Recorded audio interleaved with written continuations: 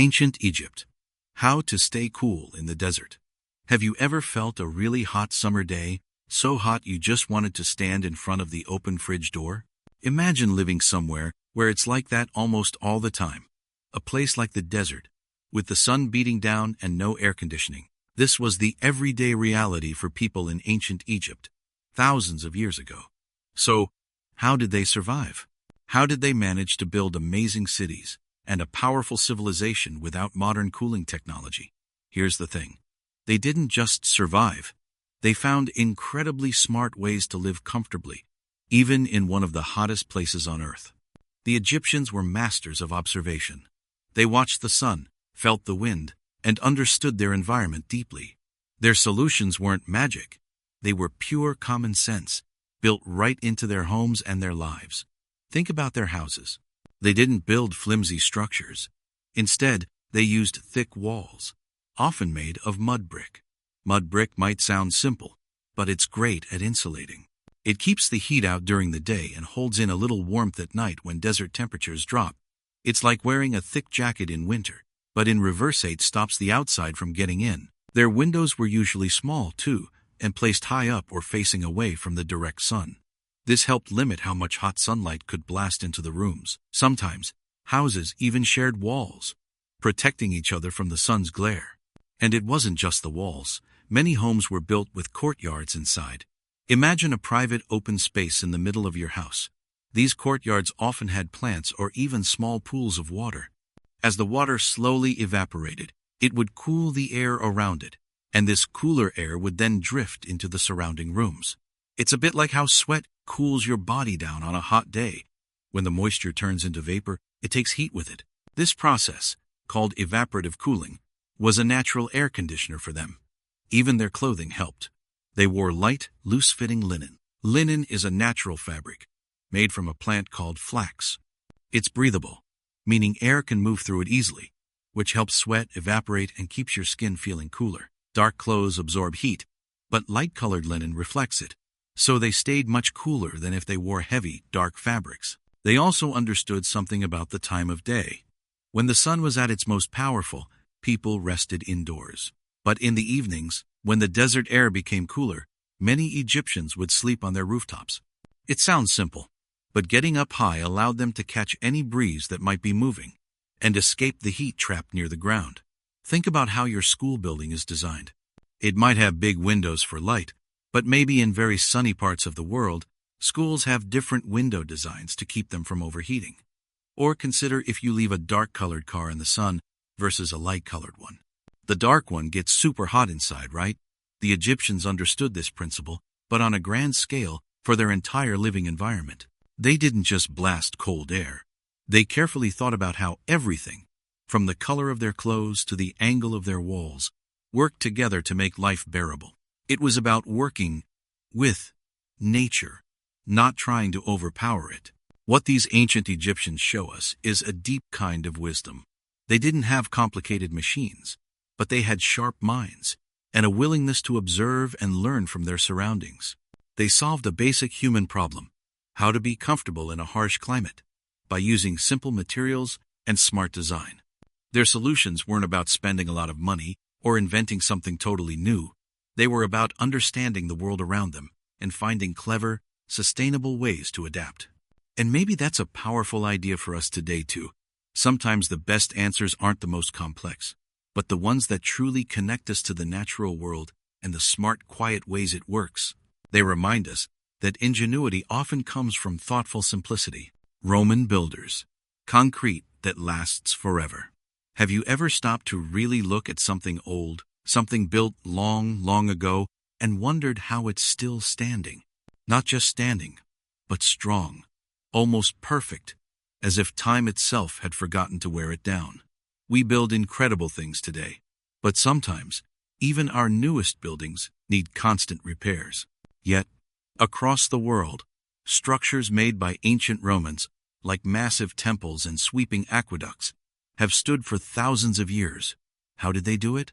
How did they build with a material that seems to last forever? The answer lies in their concrete. When we think of concrete today, we usually think of a mix of cement, water, sand, and gravel. It's strong, but over many years, especially near water, it can crack, crumble, and weaken. The Romans, though, had a secret ingredient, something truly special. They didn't just use sand. They used volcanic ash. This ash, especially a kind found near Naples called pozzolana, gave their concrete amazing properties. When mixed with lime and seawater, it created a chemical reaction. This reaction made the concrete not just strong, but almost grow stronger over time, especially when it was wet. It literally became harder and more durable in the presence of water, rather than breaking down like modern concrete often does. Think about that. A material that gets better with age and exposure to the very thing that often destroys others. Imagine building a sandcastle on the beach. You work hard, you make it big and beautiful, but as the waves come in, little by little, the water washes it away. It's a sad, quick end. Now, imagine if, instead of washing it away, the waves somehow made your sandcastle harder, turning it to stone, making it last for hundreds of years. That's a bit like what the Romans achieved with their concrete. Their breakwaters, which were walls built into the sea to protect harbors, still stand today, pounded by the ocean for 2 millennia. Modern concrete seawalls, by contrast, usually need to be replaced after a few decades. This difference isn't just interesting. It points to a profound understanding of materials that we, with all our modern science, are only just beginning to truly grasp again. It makes you think, doesn't it? Sometimes the answers to our biggest problems might not be found by looking forward and inventing something entirely new. Sometimes the wisdom we need is hidden in the past, waiting to be rediscovered. The Romans weren't just great builders. They were keen observers of nature. They saw how volcanic ash reacted, and they learned from it. Their long-lasting concrete isn't just about a clever mix of materials. It's a quiet lesson in humility. It reminds us that there's deep knowledge in the echoes of history, a wisdom that can still guide us toward building things, and even lives, that can truly endure. It's a reminder that lasting strength can often be found not in battling against nature, but in working wisely with it. Inca farmers, growing food on mountain slopes. Have you ever looked at a really tall mountain and wondered how anyone could live there, let alone grow enough food for everyone? It seems almost impossible, right? Imagine trying to plant corn on a hill so steep you'd almost roll down. That was the challenge the ancient Inca people faced, living high up in the Andes Mountains of South America. But they didn't just survive. They found a way to thrive, turning steep slopes into incredibly productive farms. Here's how it worked. The Incas were amazing builders. They figured out that instead of fighting the mountain, they could work with it. They built something called terraces. Think of them like giant, natural staircases carved into the side of a mountain. Each step of this staircase was a flat piece of land, supported by strong stone walls. These walls held the soil in place, stopping it from washing away during heavy rains. This was a lasting solution to soil erosion, a huge problem for farming on hills. So they would carefully build these stone walls, sometimes many feet high, stretching for miles along the mountain. Behind each wall, they'd fill the space with different layers of materials, starting with larger rocks for drainage and ending with rich topsoil. This careful layering made sure water could drain properly, preventing the soil from getting waterlogged, which can harm plants. It was like building a perfect miniature farm field right on the mountain. This brilliant system did several things. It created flat areas where none existed, allowing crops to grow. The stone walls absorbed sun's heat by day and released it at night, keeping plants warm in the cold mountain air and extending the growing season. Plus, the terraces managed water carefully. Rainwater flowed gently from one terrace to the next, watering each level without washing away soil. They even built canals to bring water from distant streams directly to their fields. Think about this. A big, complicated school project, like building a model of the solar system, can feel overwhelming. But if you break it down into smaller steps, first gather materials, then build the sun, then each planet, it becomes much easier. The Incas did something similar with their land. They took a huge, challenging landscape and broke it into thousands of smaller, manageable farming plots. They knew that even the biggest problems can be solved by patiently creating smaller solutions. These terraces weren't just for potatoes and corn, key crops for them. They also let the Incas use different temperatures at various altitudes. Some crops grow better in warmer, lower areas, while others prefer cooler, higher parts. With terraces at different levels, they could grow a wider variety of foods, ensuring enough for everyone. It was an advanced understanding of agriculture and ecology, centuries ahead of its time. Looking at these ancient terraces today, some still used for farming, reminds us of the incredible human spirit. It shows how people, facing huge challenges, can use their minds, hands, and community to create something truly amazing and long-lasting. It teaches us about patience, teamwork, and finding clever ways to live in harmony with nature, instead of trying to force it. The Incas didn't just farm on mountains. They farmed with the mountains, leaving a quiet, powerful lesson about adapting and enduring. Viking seafarers, ships that sailed any ocean. Imagine trying to travel a huge distance, not just on land, but across a vast, unpredictable ocean. And then, right after crossing that ocean, you need your vehicle to sail up a narrow, winding river. Sounds impossible, right? Like asking one kind of shoe to be perfect for both a marathon and climbing a slippery rock face. But 1,000 years ago, the Viking people had ships that could do exactly that. They solved a problem of transportation that we still think about today. How to build something that works brilliantly in many different tough situations. Viking longships weren't just boats. They were masterpieces of engineering and deep understanding of the sea. The problem Vikings faced was simple. They needed to travel far, across open, rough seas to new lands, but also needed to move inland to trade or settle. Most ships of their time were either built for rivers or built for the ocean, but rarely both. The Vikings changed that. Their ships were long, narrow, and incredibly shallow. This meant they didn't need much water to float, so they could easily sail up rivers that were too shallow for other large vessels. But here's the thing. Despite being shallow, they were also incredibly strong and flexible. The way the planks were joined, overlapping each other and fastened with iron rivets, allowed the hull to bend and twist with the waves instead of fighting them. Think about how a flexible ruler can bend without breaking, while a stiff, brittle stick snaps. That flexibility was key. It meant the ships could handle the massive, pounding waves of the North Atlantic, riding over them instead of being crushed. And that's not all. These ships had a powerful, square sail, which could catch the wind and carry them at incredible speeds across the open water. But when the wind died down, or when they were moving upriver against the current, they could switch to oars. Dozens of oarsmen could power the ship, giving them control and movement even without wind. So, you had a single vehicle that was fast on the open sea and agile enough for narrow waterways, wind-powered and human-powered. It was like having a single vehicle that was a high-speed train for long distances, but could also transform into a nimble off-road truck for rough terrain. It was adaptable. This adaptability meant the Vikings could explore, trade, and settle across an enormous area, from North America to Russia, from the Arctic Circle to the Mediterranean Sea. Their ships weren't just for battle. They were their homes on water, their trading posts, and their key to new worlds. They allowed the Vikings to connect cultures and exchange ideas and goods in ways that were impossible for others. What these ancient shipbuilders show us is something important about solving problems. It's not always about finding the most complex answer.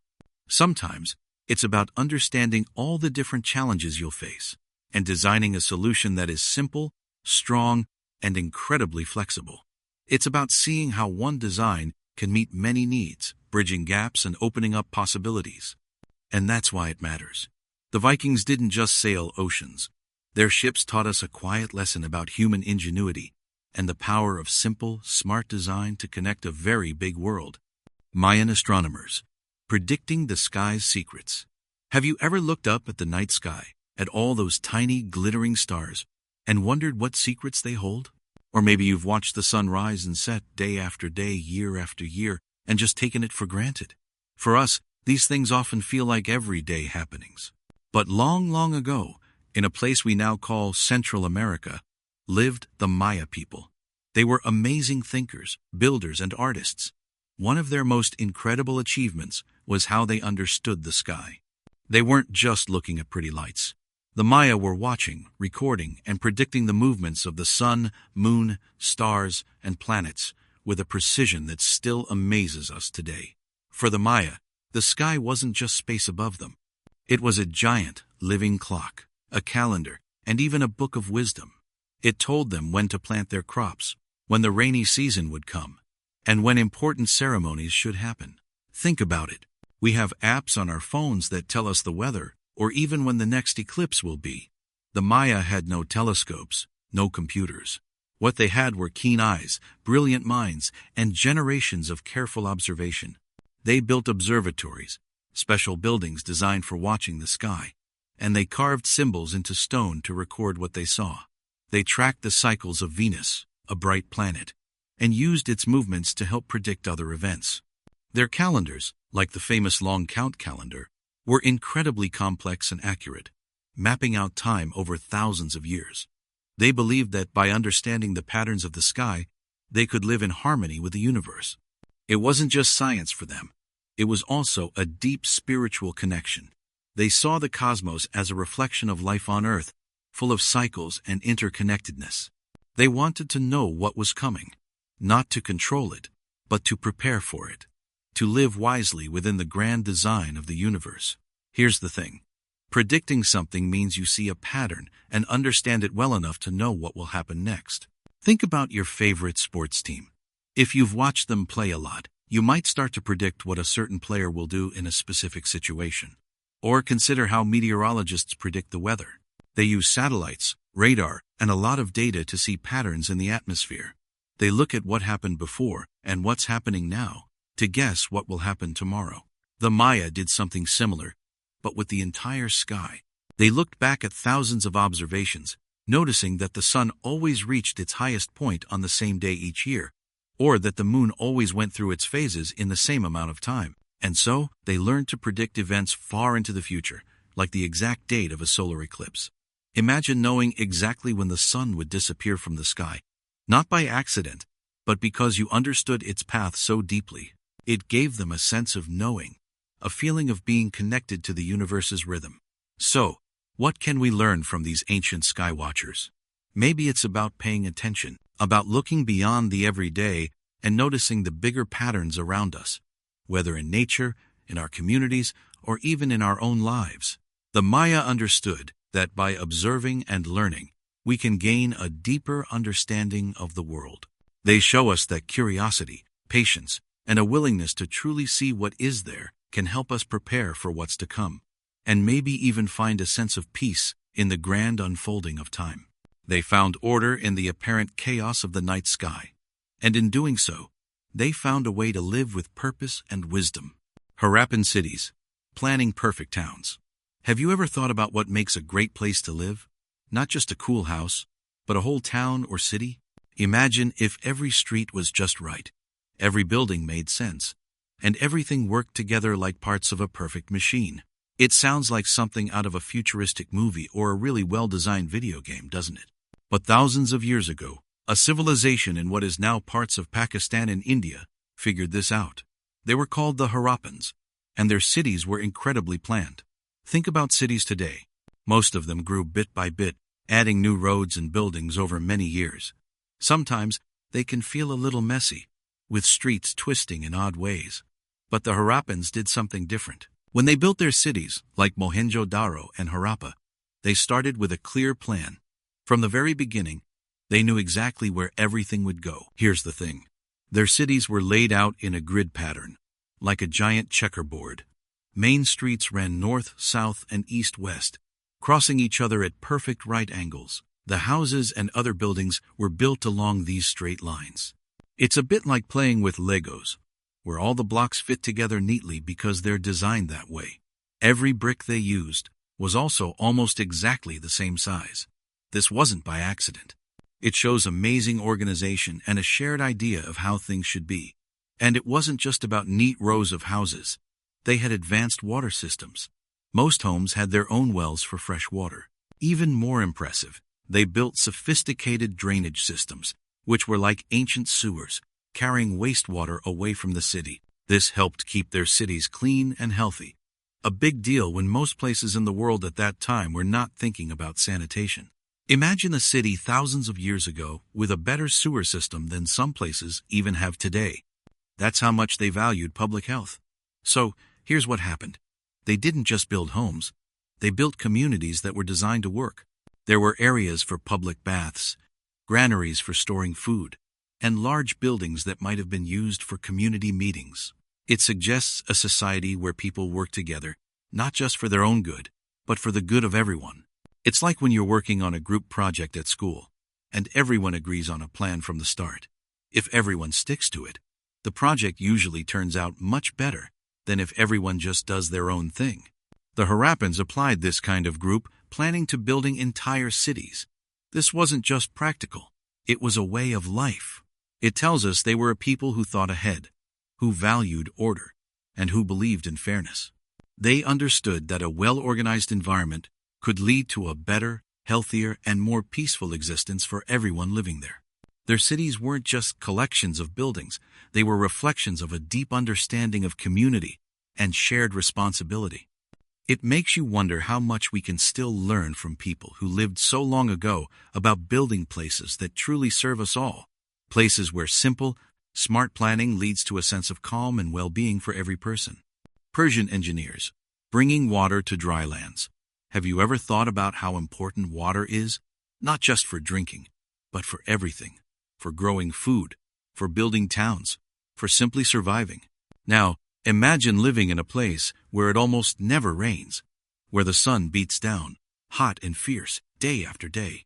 How would you bring life to such a dry land? How would you make sure people had enough to drink, enough to grow their crops? For thousands of years, this was the great challenge for the people of ancient Persia, a land we now know as Iran and parts of its neighbors. They lived in a harsh, dry region, but they didn't give up. Instead, they came up with one of the most incredible engineering solutions in history, the kanat. Say, ka-nat. What is a kanat? Well, picture this. Deep under the ground, there are natural water sources, like underground rivers or big pockets of water. But this water is often far away, deep down, and hidden. The Persians figured out how to tap into this water and bring it to the surface, sometimes many miles away, without pumps or modern machines. They did this by digging long, sloping tunnels. Imagine a very, very gentle, underground slide for water. These tunnels would start high up on the side of a mountain or hill, where the groundwater was. Then, they would gently slope downwards, sometimes for dozens of miles, until the tunnel reached a town or a farming area.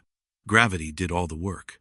The water would slowly, steadily flow through these dark tunnels, protected from the scorching sun, until it emerged as a cool, clean stream, ready for use. Think about it like this. You know how your school might have a sprinkler system on the lawn? Or how water flows through pipes in your house?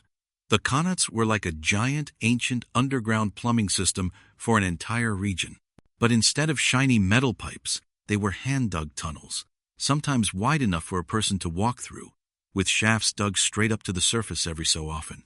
These shafts were for air, for digging out dirt, and for fixing the tunnels. From above, they looked like a long line of small craters stretching across the land. Building these was not easy. It took incredible skill, patience, and cooperation. Teams of skilled diggers, called mukanis, would work in the dark using simple tools. They had to be experts at knowing how to find water, how to keep the slope just right so the water flowed but didn't rush too fast and erode the tunnel. One mistake, and the whole tunnel could collapse, or the water wouldn't flow correctly. It was dangerous. Hard work, passed down from father to son for generations. The kanats weren't just about moving water, they were about creating life. Because of these hidden streams, dry deserts bloomed into green fields. Cities grew in places that otherwise would have been impossible. These ancient engineers didn't just build tunnels, they built civilizations. They planned for generations ahead, knowing that the work they started might not fully benefit them, but their children or grandchildren. And that's why this ancient solution matters even today. It reminds us that even when faced with huge problems, like water shortages in many parts of the world now, Human cleverness and determination can find answers. It shows us the power of long-term thinking, of working together, and of respecting the natural world. The kanats whisper a quiet truth. Sometimes, the greatest solutions are not loud and flashy, but patient, hidden, and built with a deep understanding of the earth itself. They tell us that challenges can be overcome with smart ideas, hard work, and a vision for a better future. A future where even the driest land can find a way to thrive. Ancient China, the invention of paper. Imagine a world where every book you've ever read, every note you've ever taken, every drawing you've ever made, simply didn't exist. How would we share ideas? How would we learn from the past? For most of human history, spreading knowledge was slow and hard. People wrote on heavy stone tablets, fragile pieces of silk, or tough bamboo strips. These materials were expensive, bulky, and difficult to carry. The very act of sharing a thought could be a heavy burden. But then, in ancient China, a quiet genius named Kai Lun changed everything. He lived around 105 AD. He looked at the materials around him, things like mulberry bark, old fishing nets, hemp waste, and even worn-out cloth rags. He saw not trash, but possibility. He wondered, what if these scraps could be turned into something useful for writing? So, he experimented. He took these different materials and chopped them into tiny pieces. He boiled them in water until they broke down into a mush, almost like oatmeal. Then, he pounded this mush into a fine pulp. Think about making a smoothie, but with wood and cloth instead of fruit. This pulp was then mixed with a lot of water. He used a flat, screen-like mold to scoop up a thin layer of this watery pulp. As the water drained away, a thin, wet mat of fibers was left behind. This fragile sheet was then pressed to remove more water, and finally, it was dried, often in the sun. What emerged was a thin, flexible, strong sheet, paper. This wasn't just a new material. It was a silent revolution.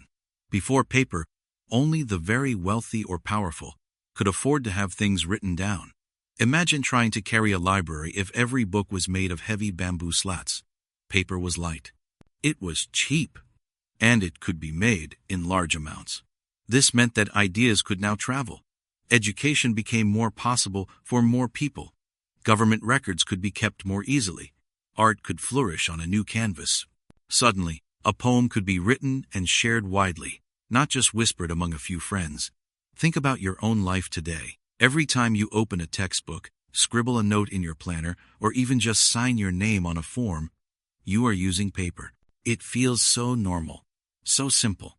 But imagine if your school didn't have any paper. No notebooks, no worksheets, no printed tests. How would you learn? How would your teachers communicate information?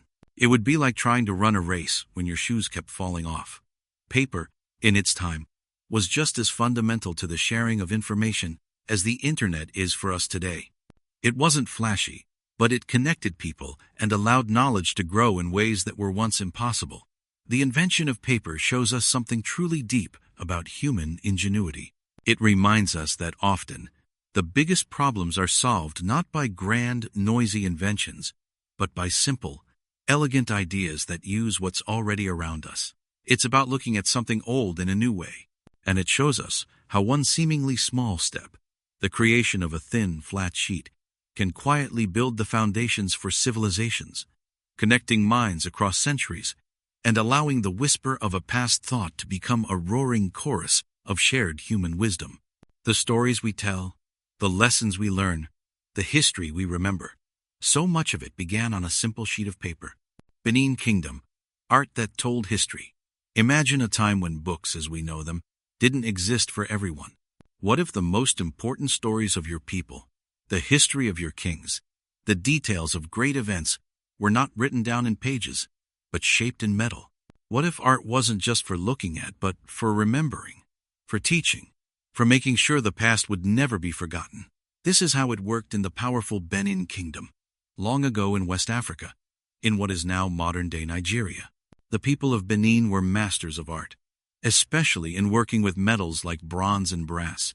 They created stunning sculptures, plaques, and figures. These artworks are known today as the Benin Bronzes, though many are actually brass. But here's the thing. They weren't just beautiful decorations, they were history books, alive with stories. Think about a family photo album. You flip through the pages, and each picture reminds you of a special moment, a person, a trip. It tells a part of your family's story. The Benin Bronzes were like that, but for an entire kingdom. Large brass plaques, for example, were fixed to the wooden pillars inside the royal palace. They showed scenes from daily life, important ceremonies, and great battles. They showed the obas, or kings, in their power, wearing their grand robes and holding symbols of their rule.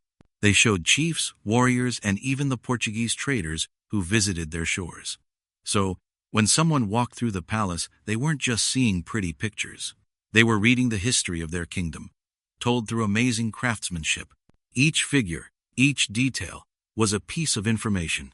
They learned about past kings, about traditions, about the challenges and triumphs the kingdom had faced. This was their way of passing down knowledge, making sure that what happened before was not lost, but always present. Creating these pieces was very difficult. The artists used a method called lost wax casting. It involves making a wax model, covering it in clay, melting out the wax, and then pouring molten metal into the hollow space left behind. It takes incredible skill and patience. The effort they put into making these artworks shows how much they valued their history and how important it was to record it in a permanent way. They wanted these stories to last for centuries. This idea of art as a memory keeper is deep. Think about your own life today. You might take photos with your phone, record videos, or write posts online. These are all ways you capture moments, big and small, so you can look back later. They help you remember what you did, who you were with, and how you felt. The Benin people did something similar, but with a different kind of technology. Their incredible artistic skill. Their bronzes were a physical, lasting record of their identity and their accomplishments. The story of the Benin Kingdom and its art reminds us that history is not just found in textbooks. It can be found in the silence of an ancient sculpture, in the worn lines of a carved face, in the way light catches on an old metal plaque. These artworks speak across time, telling us about human creativity, about a desire to remember, and about the deep need all people have to understand where they come from. The Benin Bronzes quietly show us that art can be one of the most powerful ways to keep a culture's story alive, passing truths from one generation to the next, long after the people who made them are gone. They are a timeless echo of a magnificent past. Pueblo architects. Homes that stayed cool. Naturally. Have you ever walked into a cool, dark cave on a really hot day? That feeling of instant relief, like the air itself is breathing a sigh of calm? For thousands of years, long before air conditioning was even a dream, people found ways to live comfortably, even in the hottest places on Earth. They didn't just survive, they thrived. And a big part of that was the incredible way they built their homes. We can learn so much from these ancient designers, especially the Pueblo people of the American Southwest. Imagine living in a desert where summer temperatures can climb well over 100 degrees Fahrenheit. How do you keep cool? The Pueblo architects, ancestors of today's Native American communities like the Hopi and Zuni, figured it out. They built massive, multi-story structures, often nestled into the sides of cliffs or stacked up like apartment buildings, using natural materials like earth, stone, and wood.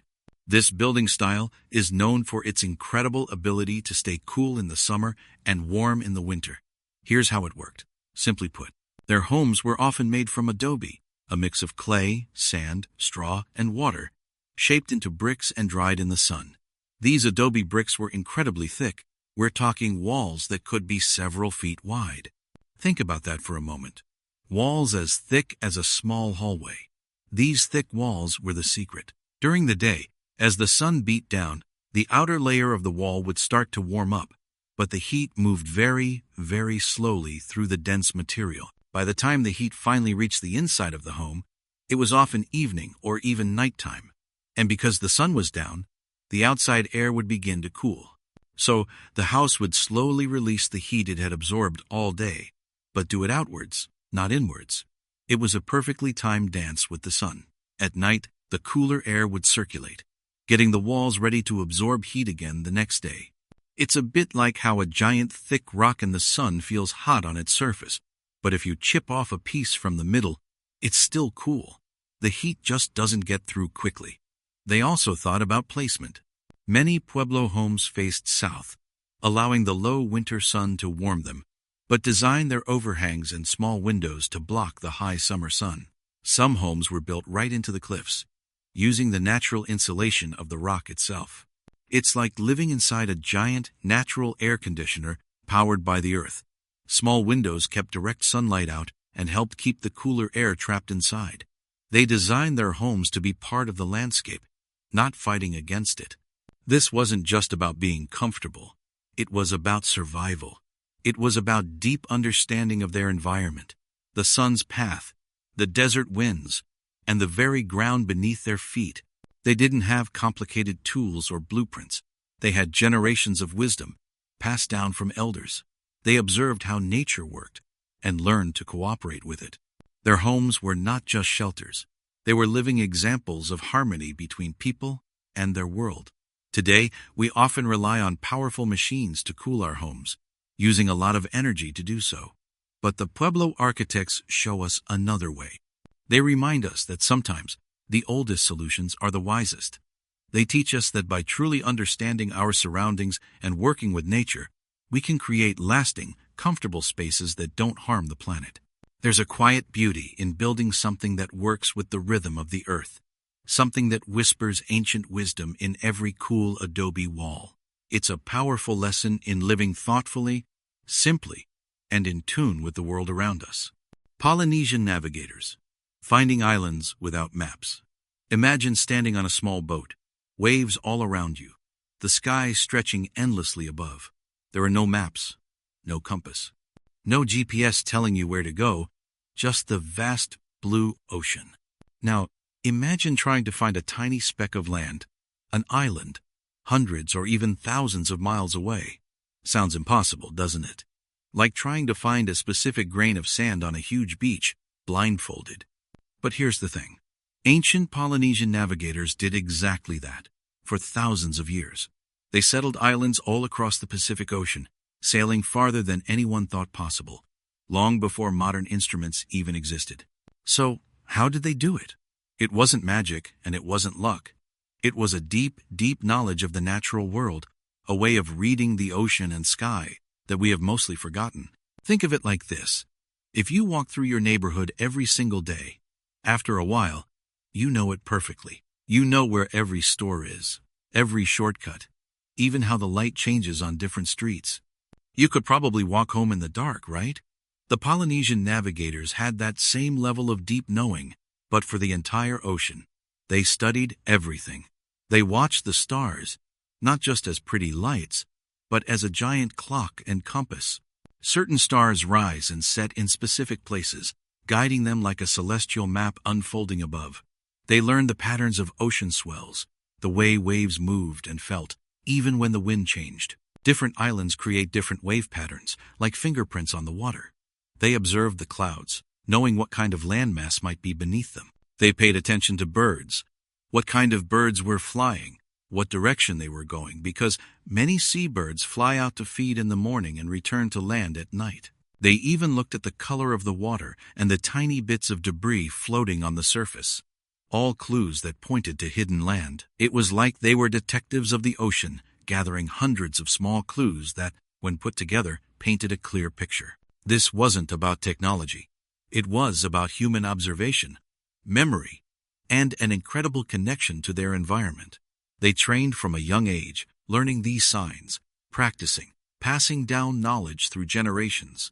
Their canoes were also incredible pieces of engineering, designed to handle long voyages. But the real technology was their mind, their senses, and their ability to interpret the world around them. In our world today, we often rely on screens and devices to tell us where to go, what to do, how to find things. We have maps in our pockets and information at our fingertips. This is amazing, of course. But the story of the Polynesian navigators reminds us of something powerful we might have lost. It shows us the incredible potential of human senses, of deep observation, and of listening to the world around us. It teaches us that sometimes The most profound answers aren't found on a screen, but in connecting with nature, trusting our own judgment, and learning to read the subtle signs that surround us every single day. Perhaps by truly seeing, truly listening, we can navigate our own lives with a wisdom that goes beyond any map. Aztec farmers, gardens floating on water. Have you ever wondered what it would be like to live in a huge city, but with almost no dry land to grow food? Imagine a place where millions of people need to eat every day, but all around them is water. How would you feed everyone? This was the challenge faced by the ancient Aztecs, a powerful civilization whose capital city, Tenochtitlan, was built right in the middle of a vast lake in what is now Mexico. Their answer wasn't to search for more land, but to create it, right on the water. They called these incredible creations chinampas. A chinampa wasn't just a simple raft, it was a masterpiece of clever design, a truly deep understanding of nature. Here's how it works. The Aztec farmers would first mark out rectangular areas in the shallow parts of the lake. Then, they would dig up the rich, fertile mud from the bottom of the lake, along with reeds, decaying plants, and other organic matter. This dark, nutrient-filled material was piled up to form raised beds, sometimes several feet high, sitting just above the water's surface. Think of it like making a giant, incredibly fertile garden bed right in the middle of a pond. To hold these beds in place and keep them from washing away, they would plant trees, especially willow trees, along the edges. The roots of these trees would grow down deep into the lakebed, acting like living anchors, holding the chinampa firmly in place. Over time, as more mud was added and more plants grew and died, these floating gardens became solid, stable islands of incredibly rich soil. But here's the truly smart part. The water from the lake wasn't a problem. It was a solution. Because the chinampas were surrounded by water, the crops growing on them always had access to moisture. There was no need for complex irrigation systems like those in dry lands. The water would slowly soak up into the soil, keeping the plants perfectly hydrated. And even better, the lake water was full of nutrients from the surrounding environment, enriching the soil even further. It's like having a constant natural fertilizer delivery system right to your plants. This allowed the Aztecs to grow an amazing amount of food: corn, beans, squash, chilies, flour sand, often get multiple harvests each year. It was super efficient, providing enough food for a bustling city of hundreds of thousands of people. Think about a sponge sitting in a shallow dish of water. The sponge soaks up the water, keeping itself damp. A chinampa works in a similar way, constantly drawing up water and nutrients from the lake, making the soil incredibly productive. It's an almost perfect, self-sustaining farming system. Today, in some parts of Mexico City, you can still see and even visit these ancient chinampas, still producing food hundreds of years later. They are a living testament to the ingenuity of the Aztec people. The story of the chinampas reminds us of something profound. It shows that sometimes the biggest challenges can lead to the most creative solutions. Instead of fighting against their environment, the Aztecs chose to work with it, turning a watery landscape into a source of abundance. It teaches us that true wisdom often lies in understanding the world around us, observing its natural rhythms, and finding clever ways to live in harmony with it, even when things seem impossible. It's a quiet whisper from the past, telling us that human cleverness, paired with respect for nature, can overcome almost anything. Roman roads, paths that connected the world. Have you ever stopped to think about how ideas travel? How things get from one place to another, especially over long distances?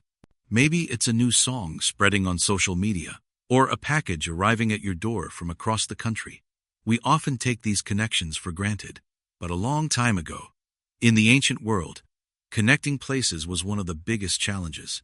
And the Romans, a powerful civilization, found a way to solve it with something truly amazing: their roads. These weren't just simple dirt tracks. The Roman roads were like superhighways of their time. They were built with incredible care and engineering, often using layers of stone, gravel, and concrete. They were straight, strong, and lasted for hundreds of years. Imagine a road that stays useful even after centuries have passed, even after empires have fallen. That's how well built they were. They stretched for thousands of miles, like veins connecting the heart of Rome to every corner of its massive empire. Here's the thing. The Roman Empire was huge. It covered much of Europe, parts of Africa, and the Middle East. Keeping control of such a vast area was a serious problem. How do you send messages quickly? How do you move armies to deal with trouble far away? How do you trade goods and spread your laws and culture across so many different lands? Without good roads, it would have been nearly impossible. Everything would move slowly, or not at all. Different regions would feel disconnected, like separate islands. So, the Romans built these roads to solve that problem. They allowed soldiers to march swiftly to battlefronts. They let traders carry goods like grain, wine, and pottery from one end of the empire to the other. Important messages and officials could travel faster than ever before. This helped unite different peoples under Roman rule. It helped spread their language, their building styles, and their ideas of law and order. The roads weren't just for travel. They were tools of power, of trade, and of connecting a diverse world. Think about our own world today. We have something that works a lot like Roman roads, but for information. The Internet. The Internet is a vast network, a kind of invisible road system that connects computers and phones all over the globe. If you want to talk to a friend in another city, or learn about something that happened on the other side of the world, or even just watch a video, the Internet is what makes that possible. It moves information instantly, connecting people and ideas in ways that seem magical. Just like Roman roads allowed goods and ideas to flow, the Internet allows data and communication to flow, shaping our modern world. And that's why it matters. Both the ancient roads and our modern Internet show us how important it is to build connections, to create paths for things to move and grow. These ancient Roman roads, still visible in some places today, remind us of a powerful truth. When we create strong, lasting pathways, whether they are made of stone and concrete or of invisible digital signals, we don't just make it easier to get from here to there. We build bridges between people, between ideas, and between cultures. We help knowledge spread, and we make it possible for societies to share and grow. The act of connecting, of linking one place to another, can be one of the deepest ways to solve problems and to build a lasting future. Samurai warriors, solving fights with respect. Have you ever been in an argument where it felt like no one was really listening? Voices get loud and nothing truly gets solved. It's a problem we all face, disagreements.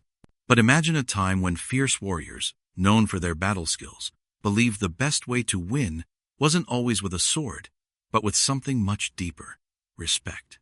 We're talking about the samurai of ancient Japan. You probably picture incredible swordsmen, brave and strong. Their strength wasn't just muscles or weapons. It came from Bushido, the way of the warrior. This was rules for daily living, not just battle. At its heart was deep respect for themselves, others, and even their enemies. Here's the thing. For the samurai, true victory wasn't crushing an opponent, but honor, discipline, and self-control. They mastered their emotions, especially anger and fear. Instead of letting anger make them reckless, they used it to sharpen their focus. They knew fights, whether with words or swords, often start from a lack of understanding. So, showing respect in a disagreement could change everything. Think about this. Imagine you and a friend want to use the same video game character. Instead of yelling or grabbing the controller, what if you paused? What if you truly listened to why your friend wants that character? Maybe they've been practicing, or it's their favorite. And what if you calmly explained your own reasons? This isn't about giving in, but about understanding the other person's view, even when you disagree. That's a tiny echo of the samurai's approach. They believed showing respect makes you stronger. It shows you value the other person enough to try and find a solution, or at least disagree without harming your friendship. The samurai knew uncontrolled emotions lead to bigger problems. If someone disrespected them, their first instinct wasn't always to strike back. Instead, they were trained to pause, think, and respond with wisdom. This wasn't easy. It took years of training, not just with swords, but also their minds. They practiced meditation and focused on self-discipline. This taught them that real power comes from within, controlling yourself even when provoked. So, here's what happened.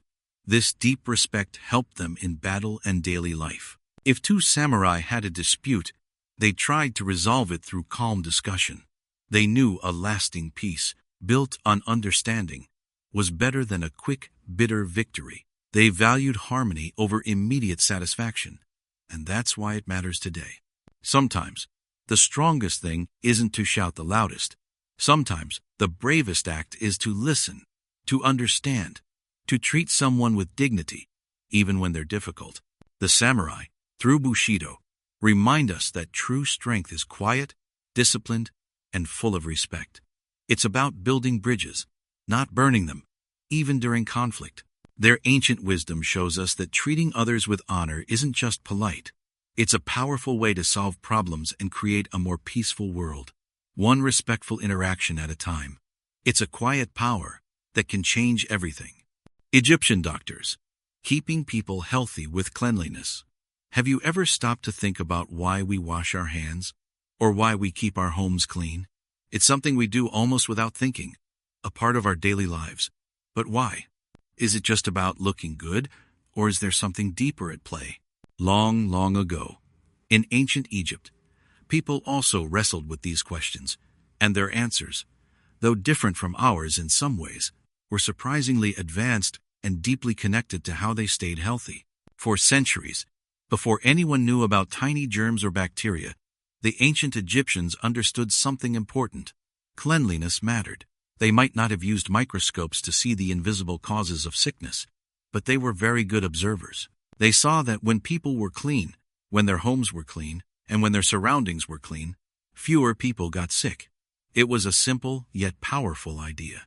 They believed that health wasn't just about magic spells or prayers, but also about keeping the body and the environment pure. Think about it this way.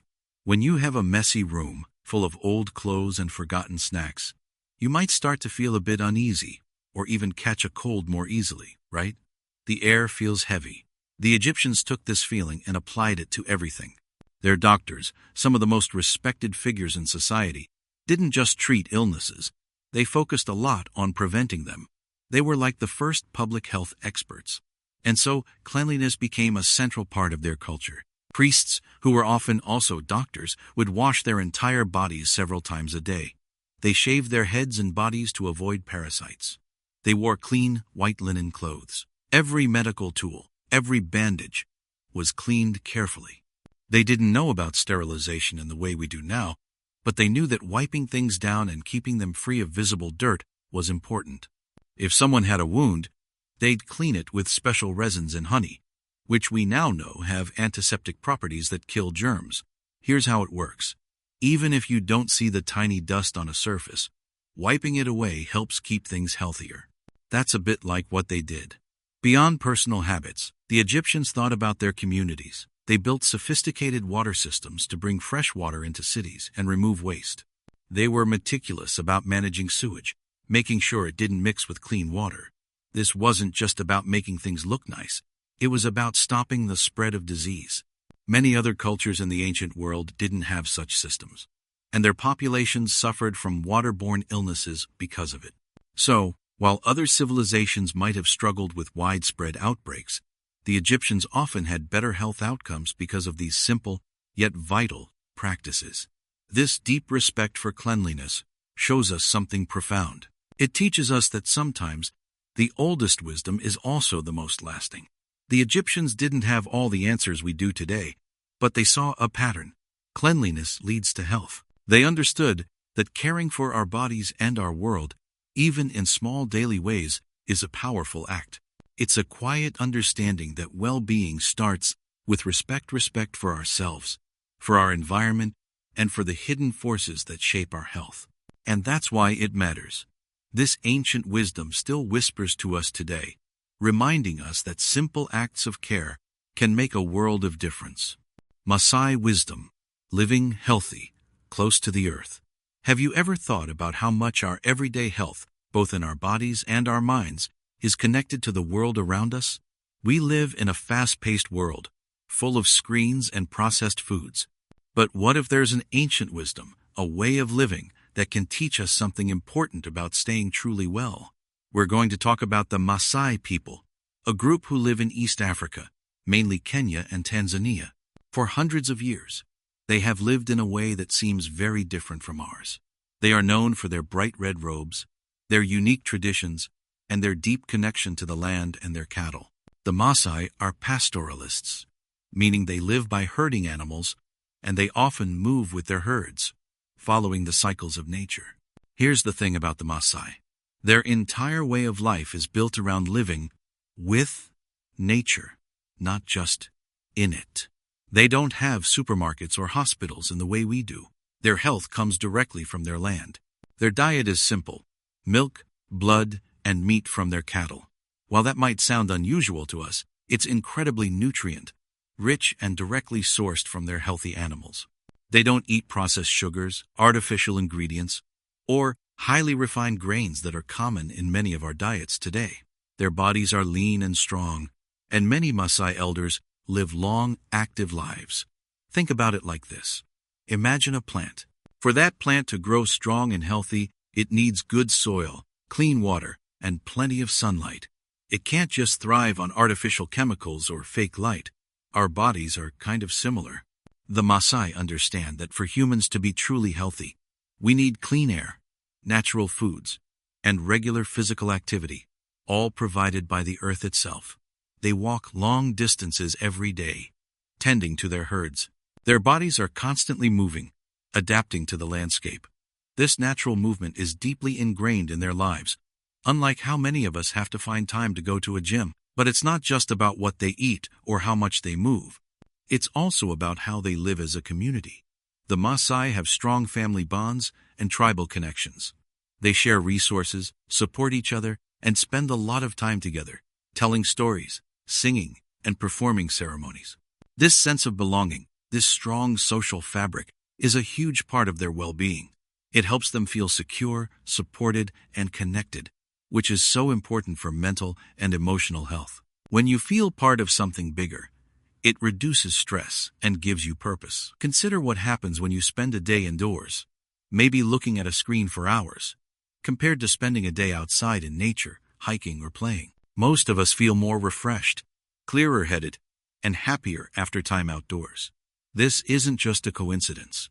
Our bodies and minds are designed to connect with the natural world. The Maasai have always lived this truth. So, what can we learn from the Maasai? It's not about giving up our modern lives and moving to the savannah, but it is about rethinking some things. It's about understanding that health isn't just about medicine, but about how we treat our bodies and the planet. It's about recognizing the power of simple, natural foods. It's about moving our bodies as they were meant to move. And it's about nurturing our connections with family and friends, building strong communities around us. Their wisdom reminds us that sometimes the answers to our biggest problems, like finding true well-being, might lie in looking back to simpler ways, to the ancient rhythms of the earth, and to the deep wisdom of those who live closest to it. They show us that a life lived in harmony with nature isn't just a nice idea. It can be the path to a truly healthy and rich existence. Sumerian scribes, writing down important ideas. Have you ever thought about how we know so much about the past, or how complicated ideas from science or history get passed down from person to person, even across thousands of years? Imagine a world where every single discovery, every important rule, every story had to be memorized perfectly by one person and then told to the next. What if that person forgot a part or told it differently? Soon, the original idea would be lost or changed forever. This was a real problem for early human societies. Thousands of years ago, in a place called Sumer, what we now know as part of modern-day Iraq, people faced this exact challenge. They were building big cities, trading goods, and developing complex ideas about farming, law, and even the stars. But keeping track of all this information was incredibly hard. How do you remember who owes what? How do you make sure everyone follows the same laws? How do you share new farming techniques with everyone, year after year, without mistakes creeping in? Here's what happened. The Sumerians created writing. They developed one of the very first writing systems, called cuneiform. Instead of paper and pens, they used sharp tools called styluses to press wedge-shaped marks into soft clay tablets. These tablets were then baked in the sun or in ovens to make them hard and permanent. And that's how their scribes came into being. Scribes were special people, highly trained, whose job it was to write things down. They were the record keepers, the memory keepers of their society. These scribes wrote down everything important. They wrote down laws so everyone knew the rules. They kept records of trade, noting how much grain was sold or how many sheep were traded, which helped their economy grow. They wrote down stories and myths, preserving their culture and beliefs. They even recorded scientific observations, like the movements of planets, which helped future generations learn from their findings. This wasn't just about telling tales. It was about laying down facts, instructions, and agreements that could be referred to again and again by anyone who could read. Think about something important to you, like a favorite family recipe, or the rules for a game you love to play. If your grandma only told you how to make her amazing cookies, and you never wrote it down, you might forget an ingredient or a step. Then the cookies might not turn out the same. But if that recipe is written down, on a card, in a book, or even on your phone, then anyone can follow it perfectly, anytime. You can even pass it on to your kids someday, and they can make the same delicious cookies. Writing makes sure the exact information lasts. That's what the Sumerian scribes did for their entire civilization. They solved the problem of forgetting, of information getting muddled, of knowledge disappearing.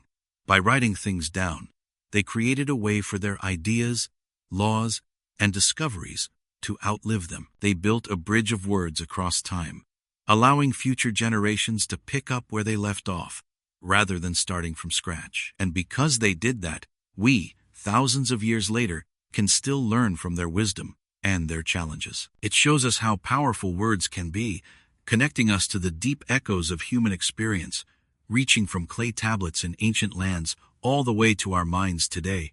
Mississippian mound builders. Safe homes on high ground. Have you ever thought about how important it is for a home to feel safe? Not just safe from strangers, but safe from the world outside. What if your home was in a place that flooded often? What would you do to protect yourself and your family? Long, long ago, in what is now the southeastern part of the United States, there lived people we call the Mississippian mound builders. They weren't just one group, but many cultures, all sharing a smart way of living. These people often chose to live near big rivers, like the mighty Mississippi River itself. The rivers provided rich soil for farming, water for drinking, and pathways for travel and trade. But here's the thing about rivers. They flood. The water could rise high, covering everything in its path. Crops, homes, and lives were at risk. But the Mississippian people were incredibly clever and far-sighted. They didn't just move away from the rivers that offered so much. Instead, they found a way to live to the rivers, even with the danger of floods. They built enormous earthen mounds. Think of them as giant, man-made hills, sometimes flat on top like a tabletop. On these elevated platforms, they built their homes, public buildings, and temples. It was a simple yet brilliant idea. If the water rises, make sure your ground rises higher.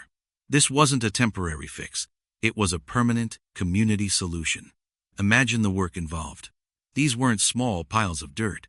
Some of these mounds were truly colossal, like Monk's Mound at Cahokia, a massive city near modern-day St. Louis, Illinois. This particular mound is bigger at its base than the Great Pyramid of Giza in Egypt.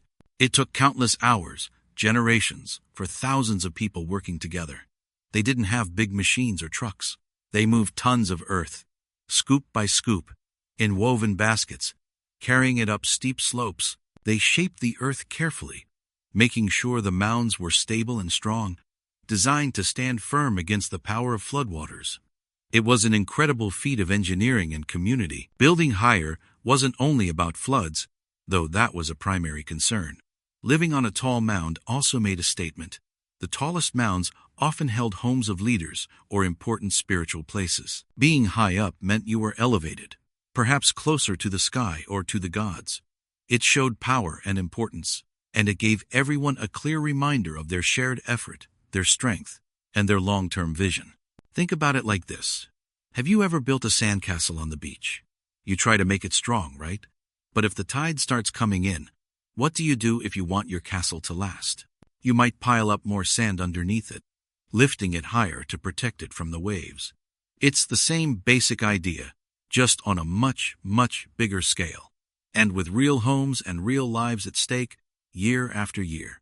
Or consider modern homes in places like parts of Louisiana, where some houses are built on tall stilts. They lift the whole house high off the ground, precisely to protect it from rising floodwaters. The Mississippian people were doing something similar, but they were building the ground their homes rested on. They literally reshaped the land to make it safer and more lasting. This ancient solution teaches us something deep about human nature. It shows us how humans have always found ways to adapt, to look at a problem, like dangerous floods, and not just give up, but to create something amazing and lasting. It highlights the power of community, of people working together for a shared purpose, building a safer future for themselves and for generations to come. They understood their environment, they respected its power, and they used their cleverness, their hard work, and their unity to live in harmony with it. Their high homes were not just safe from water, they were monuments to human resilience, a powerful message from the past about finding solutions and building a stable life, no matter the challenges nature throws our way. It's a reminder that sometimes the simplest ideas, when carried out with great care, effort, and unity, can protect and sustain entire groups for centuries. Celtic Storytellers. Remembering the past through tales. Have you ever stopped to think about how we know what happened long, long ago? How do we learn about people who lived thousands of years before us? People who didn't have cell phones or cameras or even simple notebooks. We often rely on old books, letters, or things dug up from the ground. But for some cultures, like the ancient Celts, the most important way to remember the past wasn't through writing at all. It was through stories. The Celts were a group of people who lived across much of Europe thousands of years ago. They had rich cultures, complex laws, and deep beliefs. But for a very long time, they didn't write down their history or their laws. Instead, they relied on something called oral tradition. This means they passed everything important from person to person, generation to generation, just by speaking and listening. Imagine if all the history you learned, all the rules for how society works, all the lessons about life had to be memorized and shared out loud. That's what the Celts did. This wasn't just casual chatter. This was a serious, powerful way of keeping knowledge alive. Certain people in Celtic society, often called Philid or bards, were specially trained for this huge task.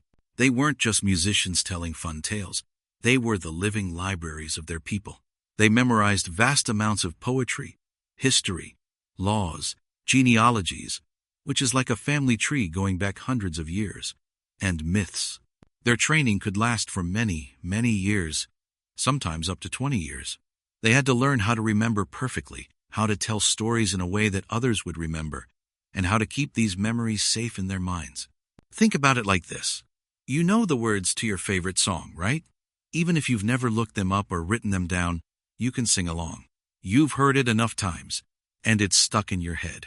Now, imagine that your favorite song wasn't just a song, but also the most important rules for living your life, or the story of your family from 1,000 years ago. And imagine that the only way for your children and grandchildren to know it was if you sang it to them, perfectly, exactly the same way every time. That's a bit like what the Celtic storytellers did. They built entire worlds of memory, brick by verbal brick. Their stories weren't just entertainment, they were the glue that held their society together. The stories taught young people about courage, about fairness, about who they were and where they came from. They explained their gods and goddesses, the cycles of nature, and the meaning of life. Without written records, these tales were how wisdom was carried forward through time, making sure that what their ancestors learned wasn't lost forever. It was a way of remembering the past so deeply that it shaped the present. So, what can we learn from the Celtic storytellers? In a world where we can Google anything in seconds, where information is always just a click away, we sometimes forget the pure power of human memory and the spoken word. The Celts show us that memory isn't just about facts and figures. It's about connection. It's about how stories, carefully told and deeply remembered, can build a bridge between the living and the long gone, making the past a vibrant, living part of who we are today. It reminds us that our stories, the ones we hear and the ones we tell, are precious containers of history and wisdom. They connect us to a long line of voices, stretching far back into time. Zapotec Scholars, developing advanced writing. Have you ever tried to remember a really long story? One that someone told you many years ago? Or perhaps you've played a game where the rules were so complicated you wished someone had just written them down clearly. Here's the thing. Human memory is amazing, but it can also be a little bit fuzzy. Details change, parts get forgotten. For thousands of years, people mostly shared knowledge and stories by speaking them. But what if there was a way to make sure important things, like laws, history, or scientific discoveries, never got lost or changed? This was a huge challenge for ancient societies, and it's a problem the Zapotec people, who lived in what is now southern Mexico, quietly solved. Imagine a time before books, before even simple notes. Every idea, every bit of wisdom had to be carried in someone's mind. If that person forgot, or if they passed away, that knowledge could be gone forever. The Zapotec scholars understood this deep problem. They knew that for a society to grow and learn over centuries, it needed a way to keep its thoughts and discoveries safe, to pass them accurately from one generation to the next, like a hidden treasure. So, they developed one of the earliest writing systems in the Americas. This wasn't just drawing pictures of things. This was a system where symbols stood for sounds, ideas, and events. Think about how we write today. A letter T doesn't look like a table, but it makes a sound. Zapotec writing worked in a similar way, using glyphs, which are like carved symbols. They weren't just making art, they were capturing speech and thought. Here's why that matters. Imagine you and your friends are trying to plan a really big event, like a school fair. If you just talk about it, different people might remember different things.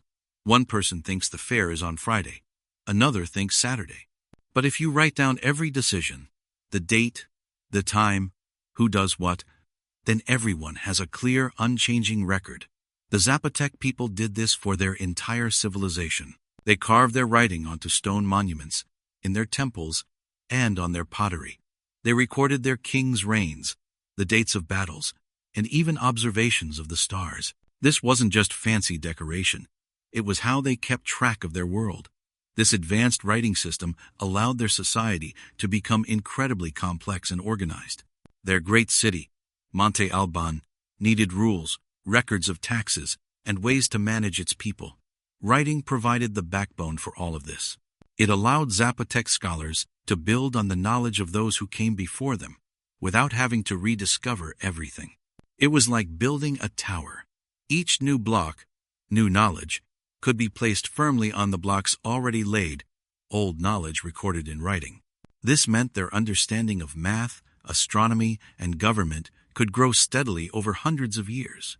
Think about the most important things you've learned this year in school. How many of them came from a book, a document, or notes you wrote down? Without writing, all that information would rely on someone telling you, and then you telling someone else, and so on. It would be like a long game of telephone, where the original message gets distorted. Zapotec writing solved this ancient game of telephone for their entire culture. The quiet power of writing, first truly understood and developed by cultures like the Zapotec, is that it lets us speak to people across time. It allows a thought from 1,000 years ago to land softly in our minds today, clear and true. It shows us that one of the most powerful things a human can do is not just think, but find a way for those thoughts to live on, bridging the vast space between past, present, and future, like a whisper carried on a gentle, endless breeze. Bedouin nomads. Surviving in harsh desert life. Have you ever had a day that felt really hard, like everything was a struggle? Or imagine living far from stores or easy water, and still having to survive? That sounds scary for most of us. But for the Bedouin nomads, this was their daily life. They didn't just survive. They thrived in some of the world's toughest places, the dry deserts of the Middle East and North Africa. So, who are the Bedouin? The word means desert dwellers. For thousands of years, these people have lived a nomadic life, always moving. They don't build permanent homes. Instead, they travel across huge desert areas, following old paths. They search for water and fresh grass for their animals. Camels, goats, and sheep. These animals are their whole life. They give milk, meat, wool for clothes and tents, and a way to travel the endless sand. The desert is incredibly difficult. Days are burning hot, nights get super cold, water is rare, and finding food is a constant struggle. How could anyone live in such a place? The Bedouin built a wise culture based on deep knowledge of their environment and strong community bonds. They learned to read the desert's tiny clues. A bit of green grass meant water nearby. The wind warned of sandstorms. Stars guided them at night. This wisdom came from living every moment in the desert, understanding its rhythms. Think about it like this. Imagine you're on a long camping trip, but without your usual gear or a map. You have to find almost everything you need as you go. You'd be super careful with your water, making every sip count. You couldn't waste food. Every crumb would be precious. You'd learn to fix things with whatever you had, and you'd rely completely on the people with you. That's a lot like the Bedouin way. They didn't have much, so they truly valued everything. They became masters of using what they had. For instance, they used every part of their animals. A camel wasn't just for riding. Its milk was food. Its hair made strong tents. Its skin became containers, and even its waste was fuel. This is a powerful lesson in making the most of what you have and wasting nothing. Their wisdom also taught them how important it was to treat each other well. In the desert, you couldn't survive alone. If someone in your tribe was in trouble, everyone helped. They had a strong tradition of hospitality. If a stranger appeared, they offered food, water, and shelter for 3 days. This wasn't just being nice, it was a smart way to live. You never knew when you might be the stranger needing help. This built a strong network of trust and survival. What can we learn from the Bedouin today? We face our own deserts, tough problems, times we feel we don't have enough, or when we feel alone. The Bedouin teach us that being strong isn't about having lots of stuff. It's about being smart and creative with what you do have. It's about knowing your community, your friends and family, are your most important resource.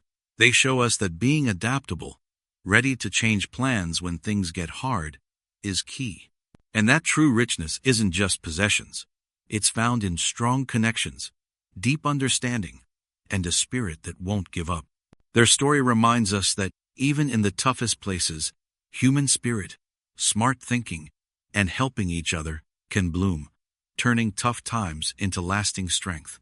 Inuit builders, warm homes made of snow.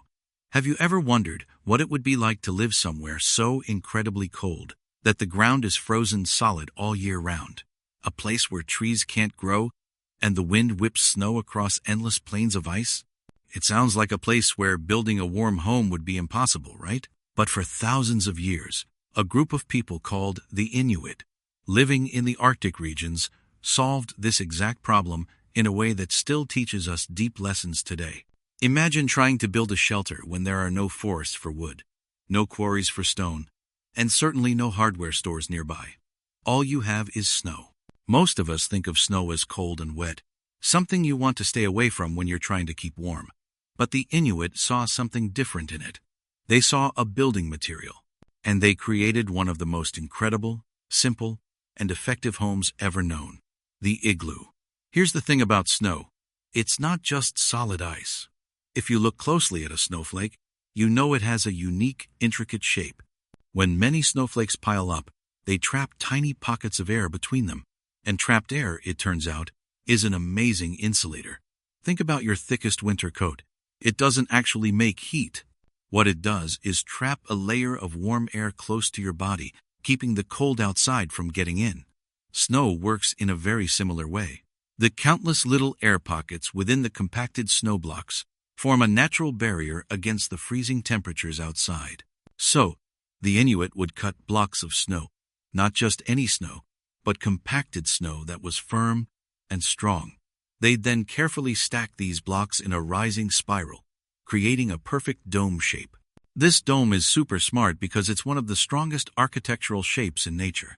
It spreads the weight evenly, making the igloo incredibly stable even against strong winds and heavy snowfalls. And because heat rises, the dome shape also helps to keep the warmth inside. They'd even build a low entrance tunnel, which traps the cold air down low and keeps the warmer air inside the living space. Inside an igloo, Even when it was 50 degrees below 0 Fahrenheit outside, the temperature could be above freezing, sometimes even as warm as a comfortable room. People could sleep, cook, and live their lives in relative warmth, heated only by body heat, small lamps, and simple cooking fires. The snow walls might melt slightly on the inside surface from the warmth, but the cold outside would quickly refreeze the water, making the structure even stronger and more airtight. It's like the house was constantly repairing and reinforcing itself. This wasn't just a clever trick. It was a deep understanding of their environment. The Inuit didn't fight against the extreme cold. They worked with it. They took the very material that seemed to represent the problem, snow, and turned it into the solution. It shows us how deeply connected they were to their land, able to see the hidden potential in everything around them. So, what can the Inuit builders teach us? They remind us that sometimes the best solutions aren't found by bringing in complicated, high-tech tools or materials from far away. Instead, they come from truly understanding what's right in front of us, even if it seems ordinary or challenging. It's about looking at a problem not as a wall, but as an invitation to think differently. The igloo stands as a quiet, powerful symbol of human ingenuity and resilience, showing us that wisdom can turn the harshest conditions into a warm, safe home, just by seeing the warmth in the cold. Ancient Indian healers. Early medicine that worked. Have you ever wondered what people did for sickness long, long ago, before hospitals and modern medicines were even dreamed of? Imagine a time when there were no pharmacies on every corner, no quick pills for every ache or pain. How did people heal themselves? How did they stay well? Thousands of years ago, in ancient India, a deep system of healing grew. It was called Ayurveda. The word Ayurveda means the science of life. But it was more than just a science. It was a way of living. Think about it this way. Today, when you get sick, you often go to a doctor, get a prescription, and hope it makes the problem go away. Ayurveda was different. It tried to stop you from getting sick in the first place. Here's the thing. Ancient Indian healers believed that your body, mind, and spirit were all connected. They didn't just look at a sore throat. They looked at your whole self. They thought that when you were out of balance, that's when sickness could creep in. It's like a finely tuned instrument. If one string is off, the whole song sounds wrong. They saw humans as part of nature, made of the same elements as the world around us: air, water, fire, earth, and space. So, how did they bring you back into balance? They used things found right in nature. They used special herbs, foods, oils, and even simple exercises like breathing techniques and movements that are similar to yoga today. It wasn't about a quick fix. It was about understanding why you got sick and then helping your body heal itself naturally. Think of it like this. Imagine you have a plant in your garden, and its leaves are starting to turn yellow. A modern approach might be to spray it with a chemical to kill whatever bug is eating it. That might work for a bit. But an Ayurvedic approach, or a wisdom-based approach, would ask, why is this plant sick? Is it getting enough sunlight? Is the soil healthy? Is it getting the right amount of water? They would focus on making the plant's environment perfect, so it could thrive on its own. They wouldn't just treat the yellow leaves. They would make the whole plant strong and healthy from the roots up. These ancient healers taught people to listen to their own bodies. They believed that each person was unique, so what worked for one person might not work for another. They advised on diet, daily routines, and even the best times to sleep or wake up, all based on a person's individual nature and the seasons. It was a deeply personal kind of care. They spent time observing the natural world, understanding how plants grew, how seasons changed, and how these things affected human health. The problems they faced, sickness, injury, disease, are still problems we face today. But their solutions remind us that sometimes the oldest ways hold powerful truths. They remind us to look beyond just fixing what's broken, and instead think about building a life that supports health and balance from the very beginning. Maybe there's a quiet wisdom in learning from those who saw health not as an absence of disease, but as a vibrant, balanced way of being, connected to the world around us. It teaches us to be curious about our own well-being, and perhaps to find peace in simpler, more natural ways. Babylonian justice. Fair laws for a big city. Have you ever stopped to think about why we have rules? Not just in school or at home, but in a whole city, a whole country? Imagine a time long, long ago, thousands of years before smartphones or even cars, when one of the biggest, most exciting cities in the world was Babylon. This was a place where people from all over came to trade, to live, to build. But with so many people, so many different ideas, how did they keep things fair? How did they stop chaos? This is where we meet a powerful king named Hammurabi. He ruled Babylon almost 4,000 years ago.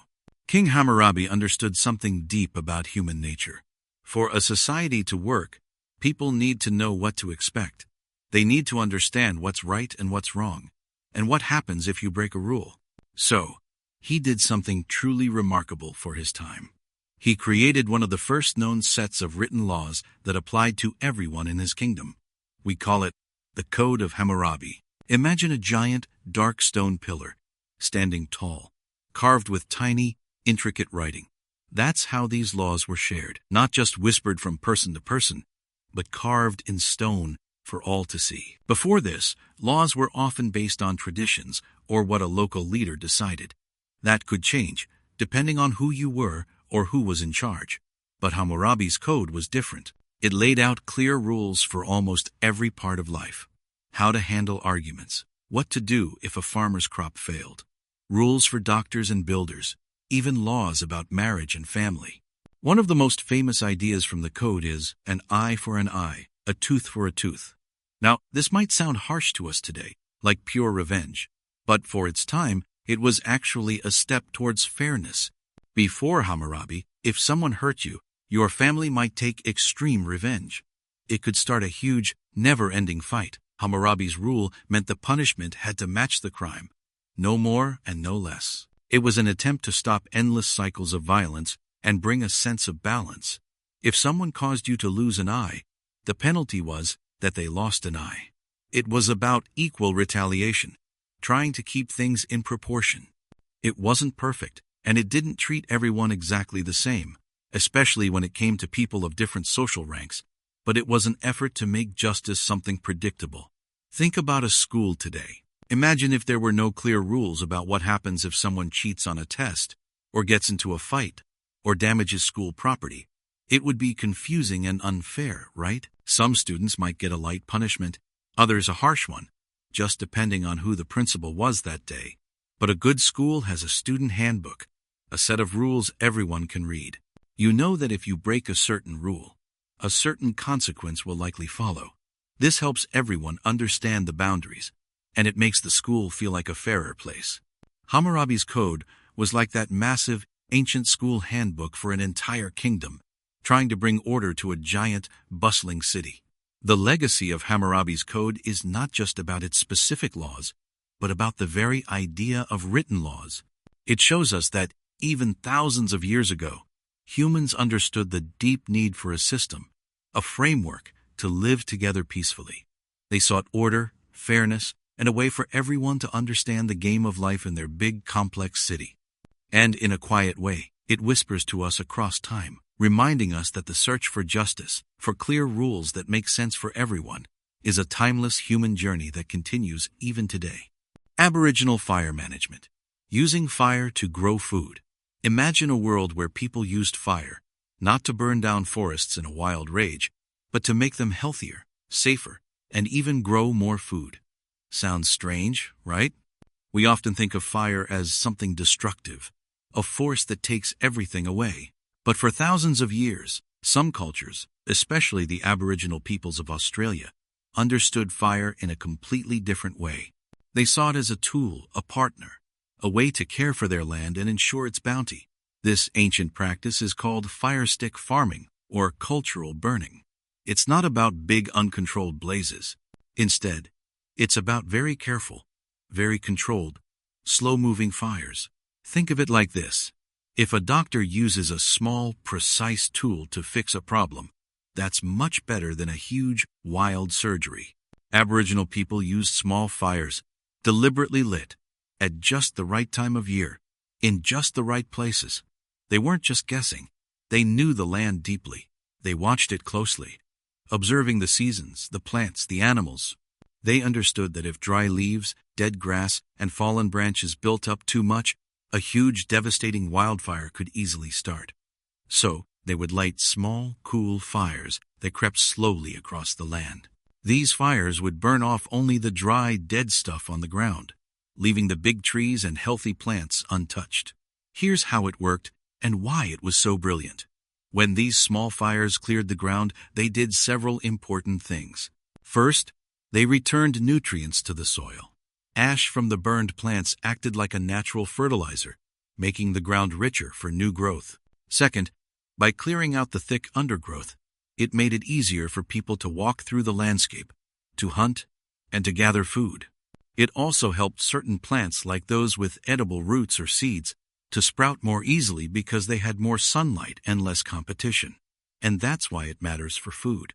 By regularly and carefully burning, Aboriginal people created a mosaic of different habitats.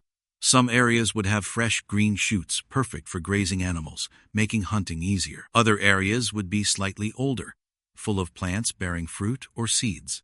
This wasn't random. It was like tending a giant garden, making sure different foods were available at different times. They were actively managing the land to be more productive, to provide a steady supply of food for themselves and their communities. It wasn't just about survival. It was about thriving. It's a bit like when you prune a bush or a tree in your garden. You cut off the dead branches, and sometimes even healthy ones, not to destroy the plant, but to make it stronger, healthier, and produce more fruit or flowers. You're giving it a chance to breathe, to focus its energy on new growth. The Aboriginal people did this on a massive scale, with fire as their pruning tool. They kept the land healthy and prevented it from getting sick with huge, out-of-control fires. This practice also created natural fire breaks, pathways where the ground was already cleared. If a lightning strike did start a big fire, these areas would stop it from spreading, protecting the wider landscape. So, it was also about safety and preventing disasters. What can we learn from this? It shows us that true wisdom often comes from understanding deep connections. It teaches us that something we see as destructive, like fire, can actually be a force for renewal and creation when used with respect and knowledge. The Aboriginal people didn't try to control nature with force. Instead, they worked with it, observing its patterns, understanding its needs, and using their knowledge to help both the land and themselves flourish.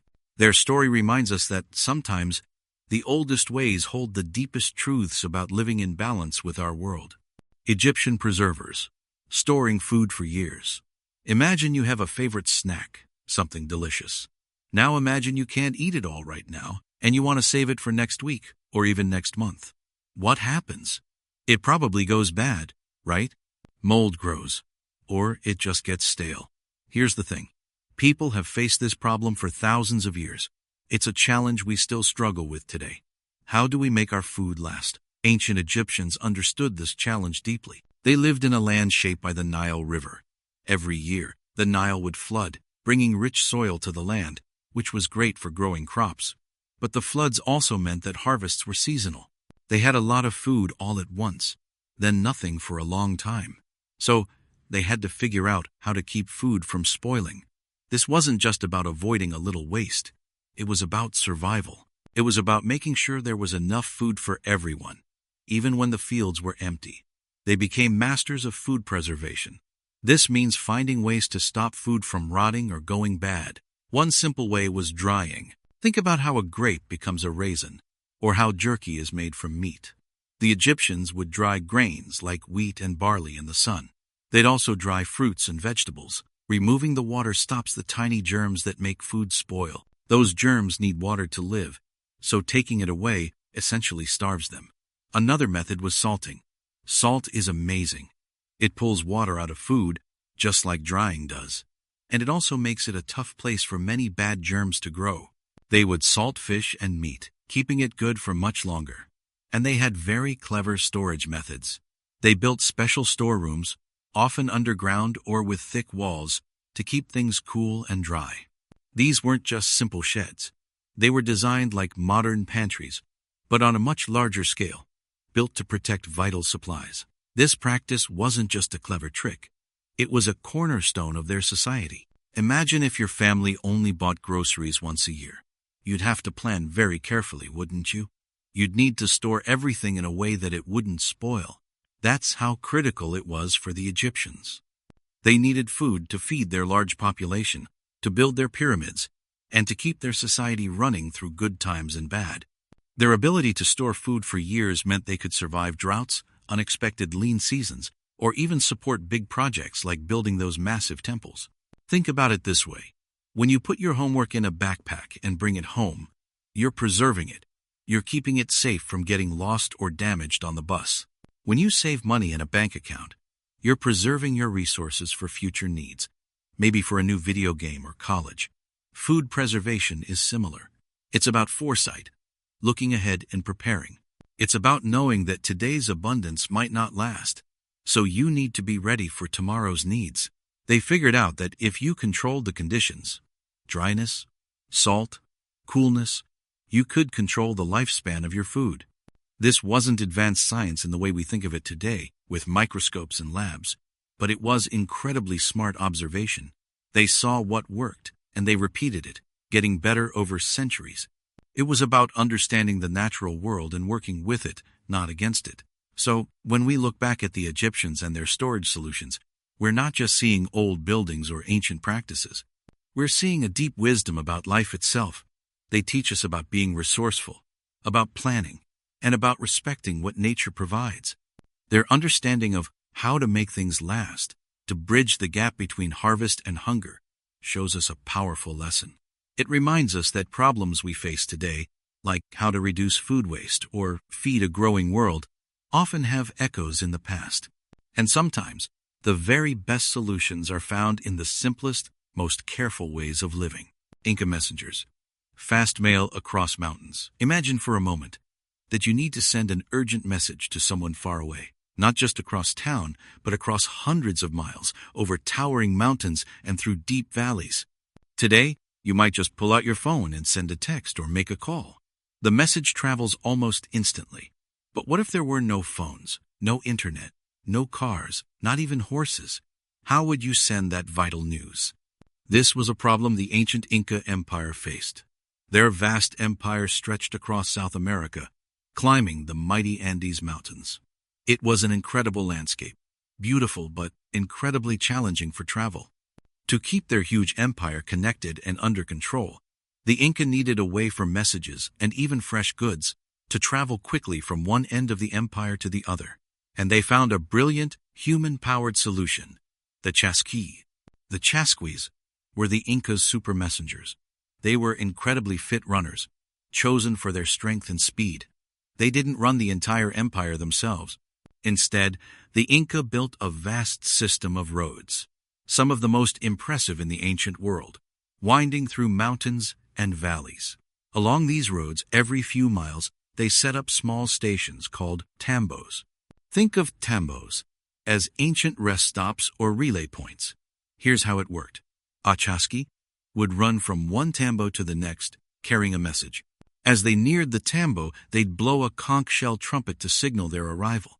Another chasqui would be waiting ready. The first runner would then pass the message to the waiting runner.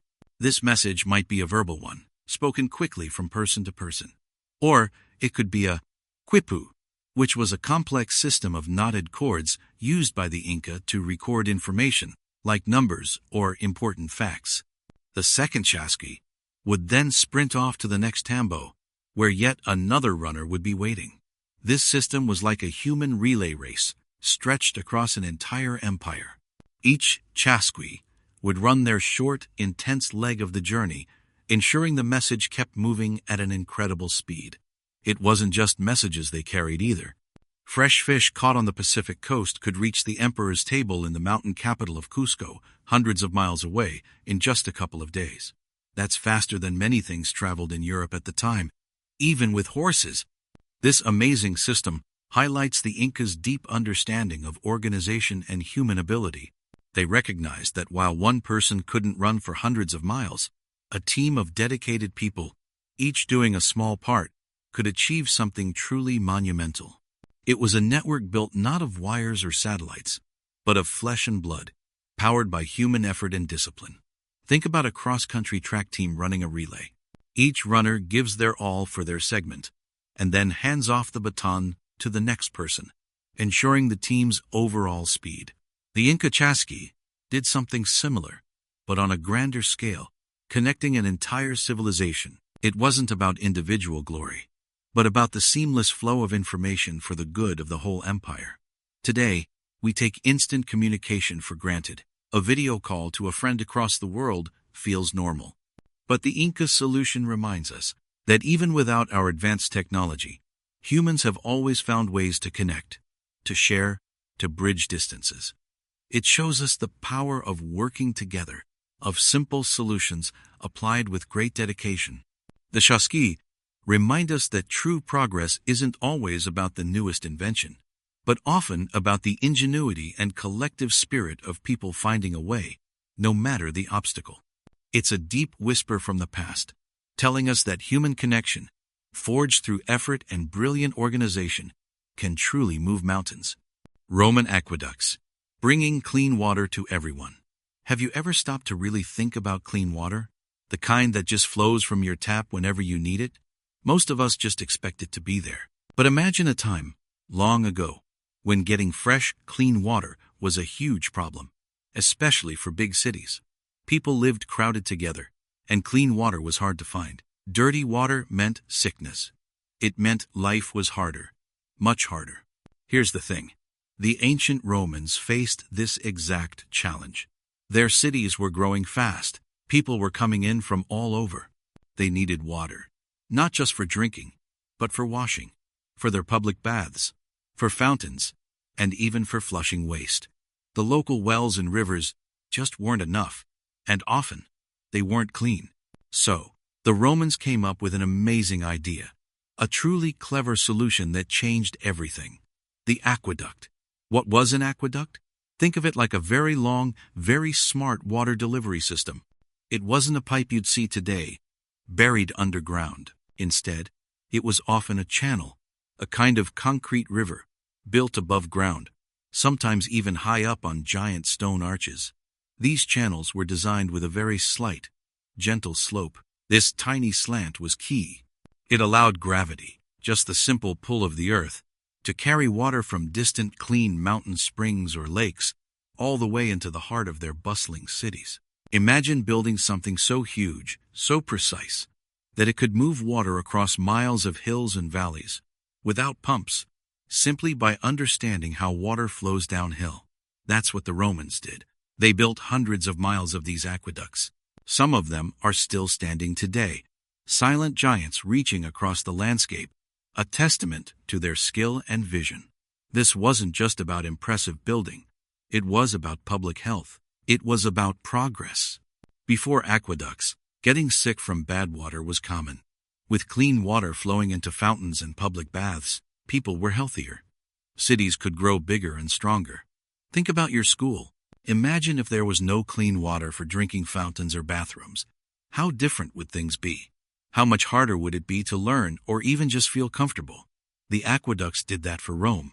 They made life better for everyone, from the richest citizens to the poorest. They showed that a society could invest in something massive, not for war or for kings, but for the basic daily well-being of all its people. The Roman aqueducts remind us that some problems are universal, like the need for clean water. And they show us how deep human ingenuity can go when we set our minds to solving big challenges for the common good.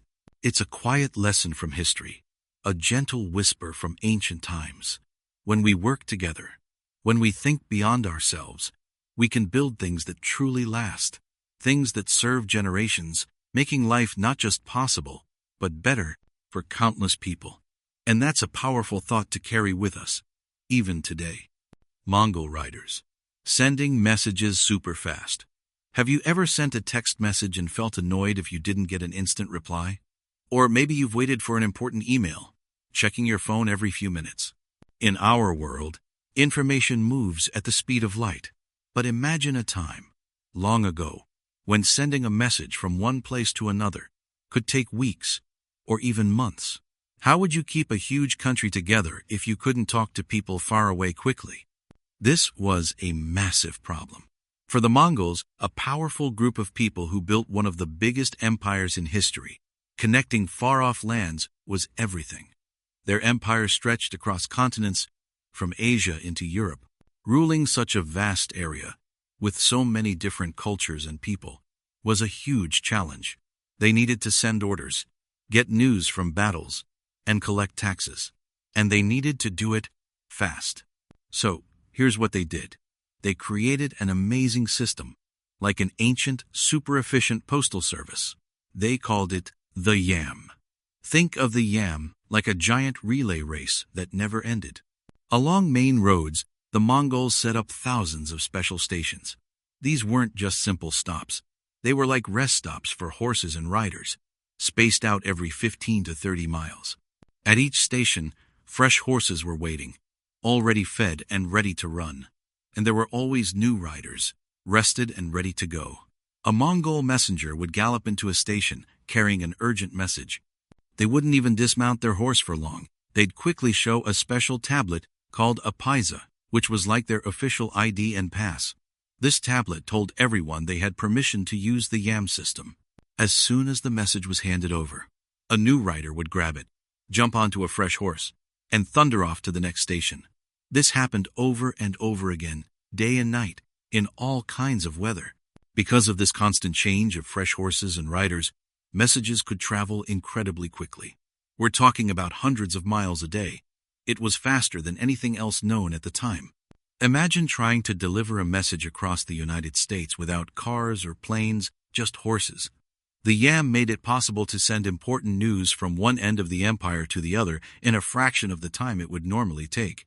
It was like they had their own version of instant messaging, but with real horses and real people making it happen. This system wasn't just about speed, though. It was about control. It helped the Mongol leaders keep their vast empire organized.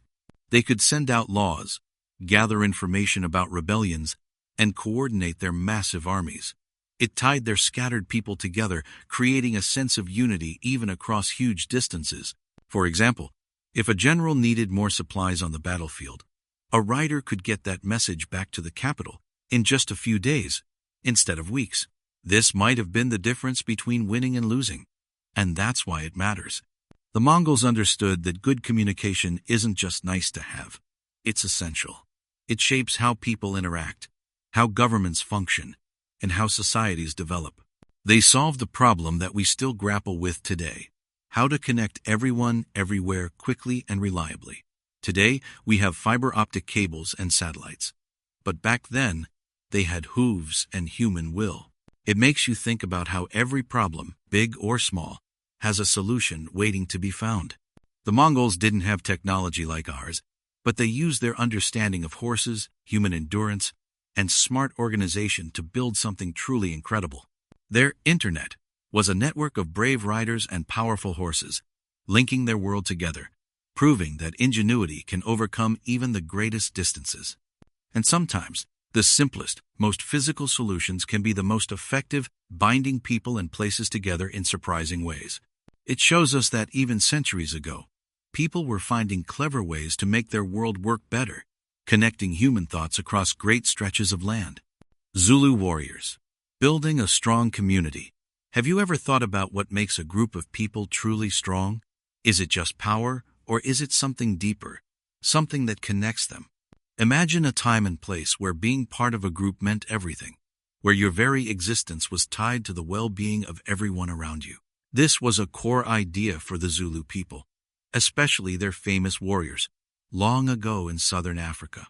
We often hear about them as fierce fighters, but the truth is, their greatest strength wasn't just in their spears or shields. It was in how they built a community, how they built each other up. For the Zulu, the idea of community was woven into every part of life. They lived by a powerful philosophy called Ubuntu. It's a word that's hard to translate exactly, but it means something like, I am because we are. Think about that for a moment. It means your own identity, your own strength, even your happiness, comes from your connection to others. It's a belief that we are all linked, like threads in a giant, beautiful fabric. If one thread frays, the whole fabric suffers. But if all threads are strong and tightly woven, the fabric is unbreakable. This wasn't just a nice idea. It was how they lived. Young Zulu men would join a regiment called an ibuto. This wasn't just a military unit. It was like a new family, a brotherhood. They trained together, ate together, even lived together. They shared everything, their joys, their struggles, their fears. This created an incredible bond. If one warrior was injured, others would carry him. If one person needed help, the whole group would step in. They weren't just fighting for themselves. They were fighting for their brothers, for their community, for the very idea of Ubuntu. Here's an example you might understand. Think about a group project in school. If everyone in the group only cares about their own grade, the project might fall apart. But if everyone works together, sharing ideas, helping each other, making sure everyone understands, the whole project becomes much better. And each person in the group learns and grows more because of that shared effort. You succeed together, or you struggle together. The Zulu understood this deeply. Their society was designed so that individual success was always tied to the success of the group. Today, in our busy, often individualistic world, we sometimes forget how important true community is. We might feel alone even when surrounded by people. We see problems like loneliness or a lack of understanding between people. The Zulu, through Ubuntu, solved this in their own way. They showed that when you truly believe I am because we are, when you value connection and mutual support above everything else, you build a foundation that is strong enough to face almost anything. So, what can we learn from the Zulu? Perhaps that our greatest strength isn't found in standing alone, but in standing together. It's in recognizing that our well-being is connected to the well-being of others. The deep, quiet lesson from the Zulu warriors isn't about fighting. It's about belonging. It's about understanding that when we truly support each other, when we see ourselves as part of something bigger, we become stronger, more resilient, and ultimately, more human. This deep sense of belonging, this idea that we rise and fall together, remains a powerful way to build a truly strong and lasting community, even today. Their beliefs about the sky world. Have you ever looked up at the vast open sky and felt really, truly small, like a tiny speck beneath an endless blue ocean by day, or a glittering blanket of stars by night? For ancient civilizations, that feeling was even stronger. They didn't have telescopes or spaceships. They saw the sky as a powerful, mysterious place, and because of that, their beliefs about it were often deep and full of wonder. Here's the thing. Without scientific answers for how the sun moved, or why lightning flashed, or where the rain came from, people used stories. These stories became their truths. For many forgotten civilizations, the sky wasn't just empty space. It was a living, breathing realm. It was often thought of as the home of powerful gods, mighty spirits, or even the place where the souls of their ancestors went after death. Think about it like this. Imagine you're in a house, and there's a locked attic above you. You hear strange creaks, sometimes water drips from it, or maybe a cool breeze comes down. You can't see what's up there, but it affects your life every day. You might start to imagine all sorts of things. Is it full of treasures? Is it haunted? Is someone living up there, watching you? The sky was like that attic, but on a grander scale.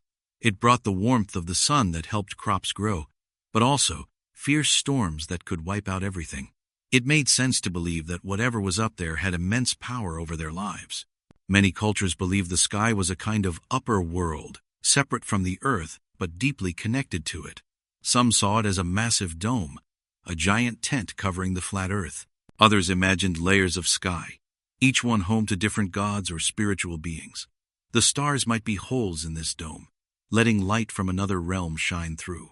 Or they were the eyes of watchful spirits. The Milky Way, that hazy band of light across the night sky, was sometimes seen as a river of souls, or a pathway for the gods. This wasn't just about believing in magic. It was how people tried to make sense of their world. It was their way of finding order in chaos. When a drought hit, they looked to the sky for rain, and probably offered prayers to sky gods. When someone died, they might look up, imagining their spirit joining the stars. These beliefs gave them comfort, explained the unexplainable, and shaped their understanding of life and death. Consider how our own minds work. When you don't fully understand something, your brain naturally tries to fill in the blanks. If you hear a sudden loud crash outside at night, your mind immediately tries to figure out what it was. A tree branch? An animal? Maybe even something scary? You build a quick story to explain the unknown. Ancient people did the same with the immense unknown of the sky.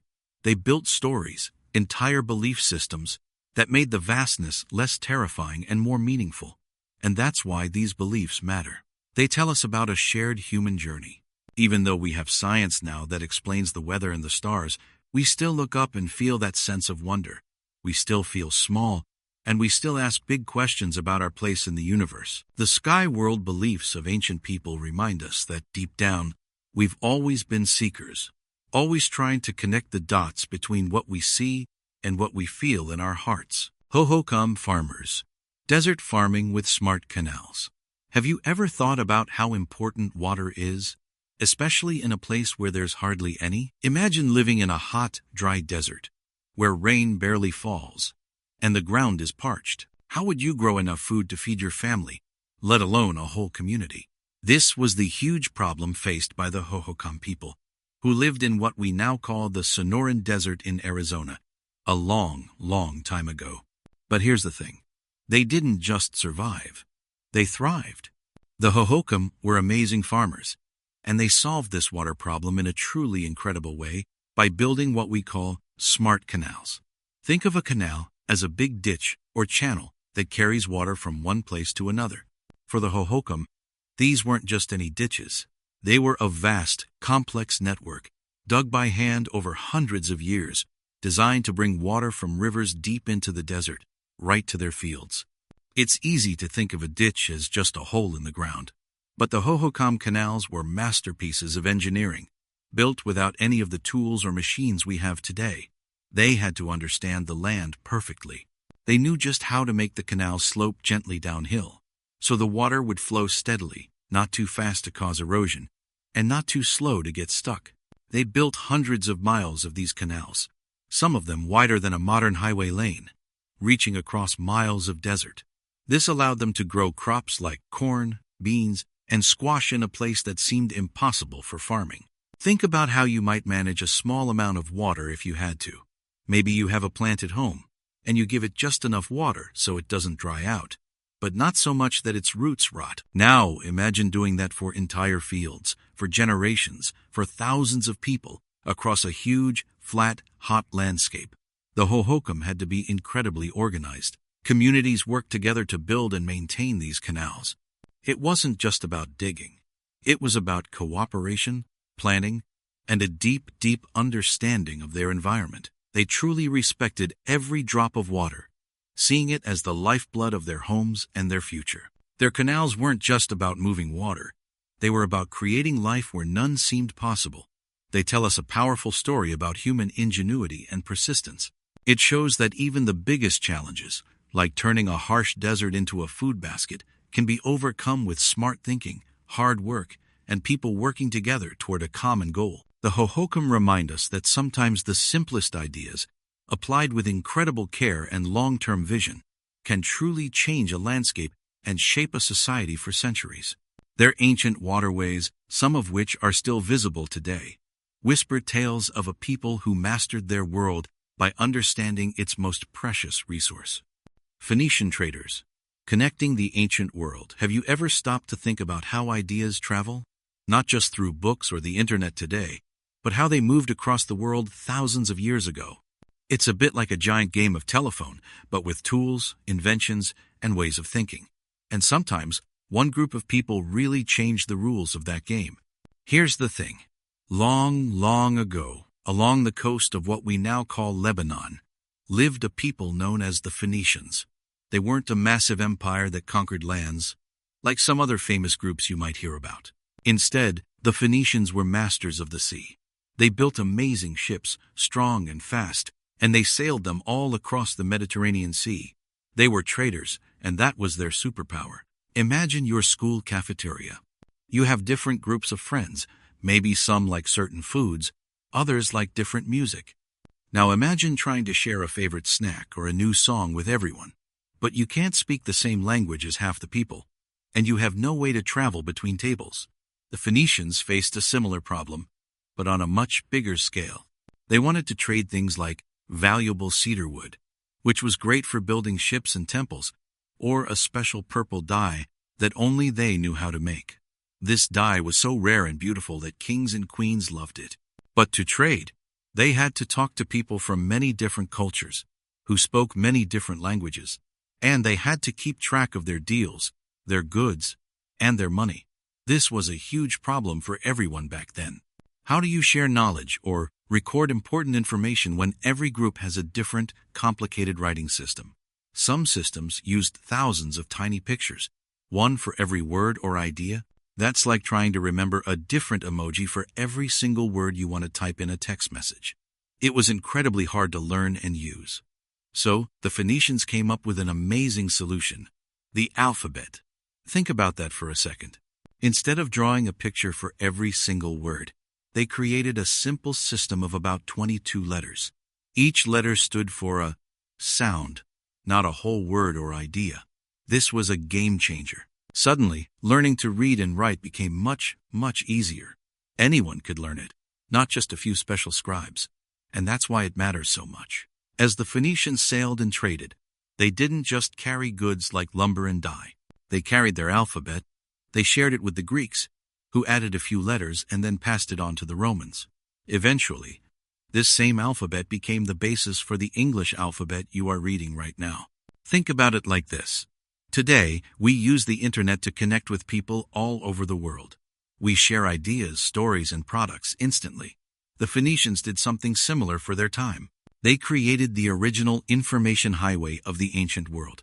Their ships were the delivery trucks, and their alphabet was the universal language for road signs and messages. They helped different cultures talk to each other, learn from each other, and grow together, making the world feel a little smaller, a little more connected. This ancient solution, a simple way to write sounds, solved the problem that still pops up today. How do we make communication easier across different groups?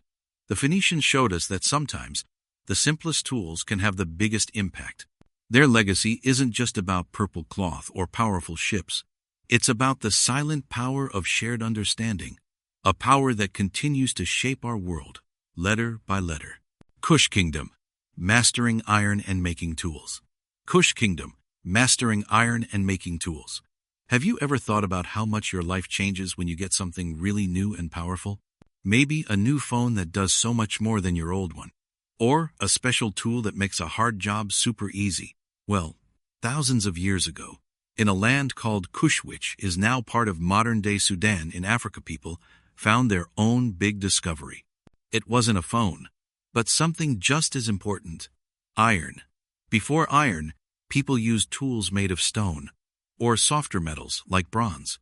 Imagine trying to cut down a tree with a dull stone axe, or trying to farm rocky soil with a weak bronze plow. It was hard, slow work, but iron, when heated and shaped just right, is different. It's incredibly strong. It can be made sharper than stone or bronze, and it lasts a very long time. The people of Kush, especially in their city of Meroe, became masters of iron. This wasn't an easy skill to learn. To get iron, you needed to dig up iron ore from the ground. Then, you had to heat this ore in very hot furnaces, so hot that the rock would melt and separate, leaving behind the pure, hard iron. This process is called smelting. It took huge amounts of wood to fuel the furnaces and a lot of skill to control the heat. Imagine building fires big enough to melt rock. The air around Meroe was often thick with smoke from these iron furnaces, and you could hear the ringing of hammers shaping the glowing metal. It was like a giant, ancient factory buzzing with activity. So, why did mastering iron solve problems for the Kushites? Think about it this way. What if your school decided to give every student a brand new, super fast laptop instead of an old, slow computer? Suddenly, everything would be easier, right? Research would be faster, projects would look better, and you could learn so much more efficiently. That's a bit like what iron did for Kush. First, it changed farming. With stronger, sharper iron hoes and plows, farmers could work the land much more effectively. They could clear more land, dig deeper, and plant more crops. This meant more food for everyone, which helped the population grow and made the kingdom stronger. More food also meant more trade, because they had extra to sell. Then there were tools for building and crafts. Iron axes could cut timber faster and more precisely. Iron chisels could shape stone for monuments and buildings with greater detail. This allowed for better infrastructure and more beautiful art. And here's the really big one: defense. Iron weapons, swords, spears, arrowheads, were far superior to anything made of bronze or stone. This meant the Kushite army was powerful. They could defend their borders and their wealth from invaders. For a long time, the powerful Egyptian empire to the north often tried to control Kush. But because the Kushites had their own advanced iron weapons, they were able to stay independent and protect their way of life. They even managed to rule Egypt for a while. Their mastery of iron wasn't just about making tools, it was about protecting their freedom and shaping their own destiny. It's easy to think of ancient history as being simple, but it wasn't. People faced big challenges, just like we do today.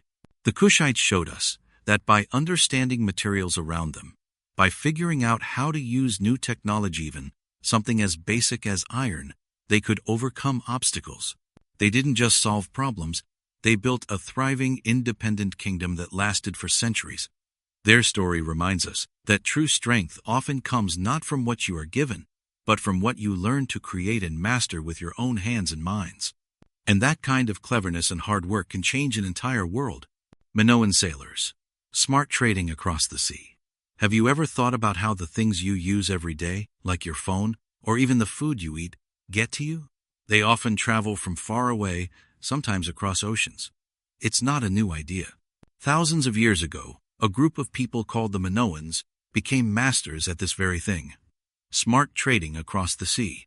The Minoans lived on an island called Crete, a beautiful place in the middle of the Mediterranean Sea. Being on an island meant they had limited resources. They couldn't grow every type of food, nor find all the metals for tools or the special stones for carving. So, they looked outward, to the vast blue water. They saw the sea not as a barrier, but as a highway, a path to other lands and other people. What made their trading smart? It wasn't just about selling things for the highest price, like a quick garage sale. It was about building strong, lasting relationships with people from other lands. Imagine you need wood to build houses, or copper for sturdy tools, but your island doesn't have much. You find people on another island or faraway coast who have these things in abundance. In return, the Minoans had valuable goods: precious olive oil, fine wines, beautiful pottery, and incredibly skilled craftspeople who made amazing jewelry and art. They offered things others truly needed and valued. They became excellent sailors and shipbuilders. Their ships were not just simple boats. They were sturdy, well-designed vessels, built to carry heavy cargo safely through waves and long journeys. They learned the currents and winds of the sea, becoming masters of navigation. They knew which ports were safe, which towns were friendly, and which people were reliable partners for trade. This wasn't just random trips. It was a carefully planned, intricate network. They understood that if you treated your trading partners fairly and honestly, they would keep trading, and everyone involved would benefit. It was a true win-win approach to getting what they needed. This smart approach wasn't just about getting rich, though they did become wealthy. It was about ensuring the survival and growth of their entire society. By trading peacefully, they brought new ideas, new materials, and new technologies back to Crete. Think about it. When you exchange goods, you also exchange knowledge, designs, and ways of doing things.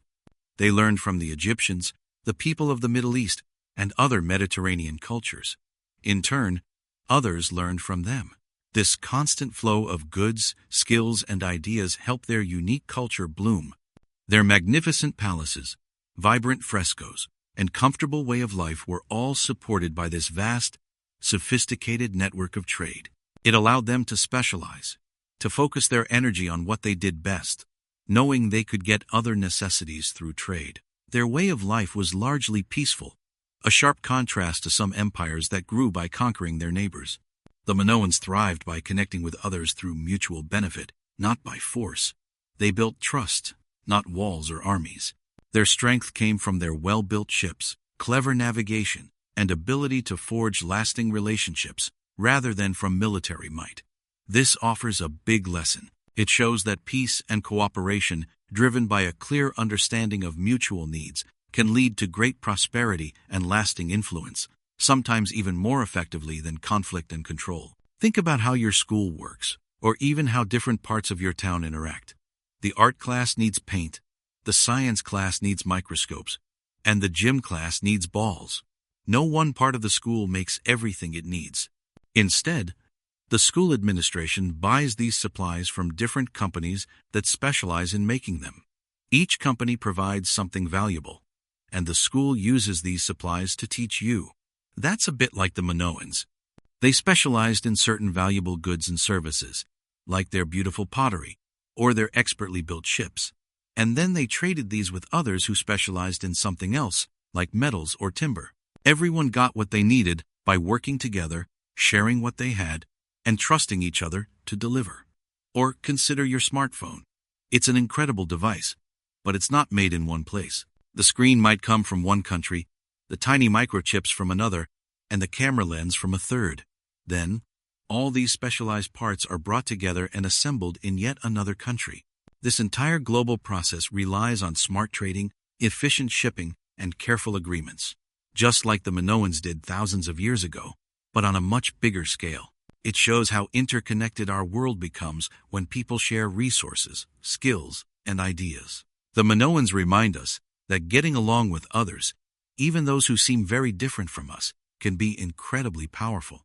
When we truly see what others have to offer, and they see what we have to offer, we can find surprising ways to help each other grow. Their story, whispered across the centuries by the Mediterranean waves, teaches us that building bridges, not barriers, can lead to a richer, more stable life for everyone.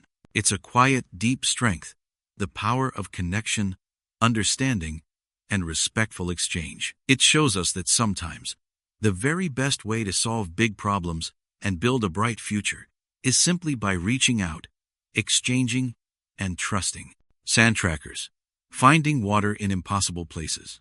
Imagine standing in a place where the sun burns bright, the ground is cracked, and water seems impossible to find. No lakes, no rivers, just dry earth stretching forever. How would you survive? What if the very ground beneath your feet held the answer? If only you knew how to listen. For thousands of years, the Sand people of southern Africa, sometimes called Bushmen, faced this exact challenge every day. They lived in some of the driest places on Earth. But they didn't just survive, they thrived. And a huge part of their secret was their incredible ability to find water where no one else could see it. They are masters of reading the subtle language of the land. This isn't about magic or luck. Here's how it works. It's about deep observation, about knowing nature so completely that you can spot clues most of us would walk right past. Think of it like this. If you're trying to find a hidden object in a Where's Waldo picture, you don't just glance. You study every tiny detail, every color, every line. You look for patterns, for things that seem just a little bit out of place. That intense focus on small details, that's what the sand trackers do with the entire landscape. They understand that everything in nature is connected. A certain type of plant might only grow where its roots can reach underground water. A particular insect might only thrive in damp soil. An animal's tracks might tell you not just where it went, but also if it recently drank, or where it might be headed for its next sip. For example, a sand tracker might spot a small, almost invisible, moist patch of sand, or notice that the dew on a plant seems heavier in one spot than another. They might see a specific kind of beetle that only burrows where there's moisture just below the surface. They follow lines of trees that appear healthier or greener than others, knowing that deep roots often mean underground water sources. It's like solving a giant living puzzle where every leaf, every footprint, every ripple of sand is a clue. This ancient wisdom, passed down through generations, isn't just about survival. It's a way of living that respects the earth and understands its rhythms. It teaches us patience, because finding water in a dry land often means waiting, watching, and following the faintest whispers of the world. It teaches us to pay attention, to really see what's around us, not just glance. So, here's the thing. The Sand People solved the problem we still face today: how to live in harmony with our environment, how to find what we need without destroying what's there. Their profound connection to the land reminds us that sometimes the answers to our biggest problems aren't found in complicated technology, but in simple, deep understanding. It's about learning to read the quiet messages of the natural world, and that's why it matters. Because when we truly observe, the earth always has something to teach us. Haudenosaunee Alliance. Nations working together in peace. Have you ever wondered how different groups of people, even ones who used to fight, could learn to live together in lasting peace? It's a big question, one that nations still struggle with today. But hundreds of years ago, a group of Native American nations in what is now upstate New York figured out a powerful way to do just that. They created something truly remarkable: the Haudenosaunee Alliance. The Haudenosaunee, also known as the Iroquois Confederacy, were originally 5 separate nations: the Mohawk, Oneida, Onondaga, Cayuga, and Seneca. Later, the Tuscarora Nation joined, making it 6. Before their alliance, these nations often fought with each other. There was constant conflict, which made life difficult and dangerous for everyone. It was a time of fear and uncertainty. Then, a vision emerged. Through the teachings of a peacemaker, these nations found a way to stop the fighting and unite. They created a governing system called the Great Law of Peace. This wasn't just a simple agreement. It was a deep, thoughtful way of life that brought them together. It set up rules for how they would talk to each other, make decisions, and solve problems without resorting to war. Imagine your school, but instead of just one principal, you had representatives from every single class, from kindergarten all the way to 12th grade, coming together to make decisions for the whole school. And not only that, but they all had to agree on something before it could happen.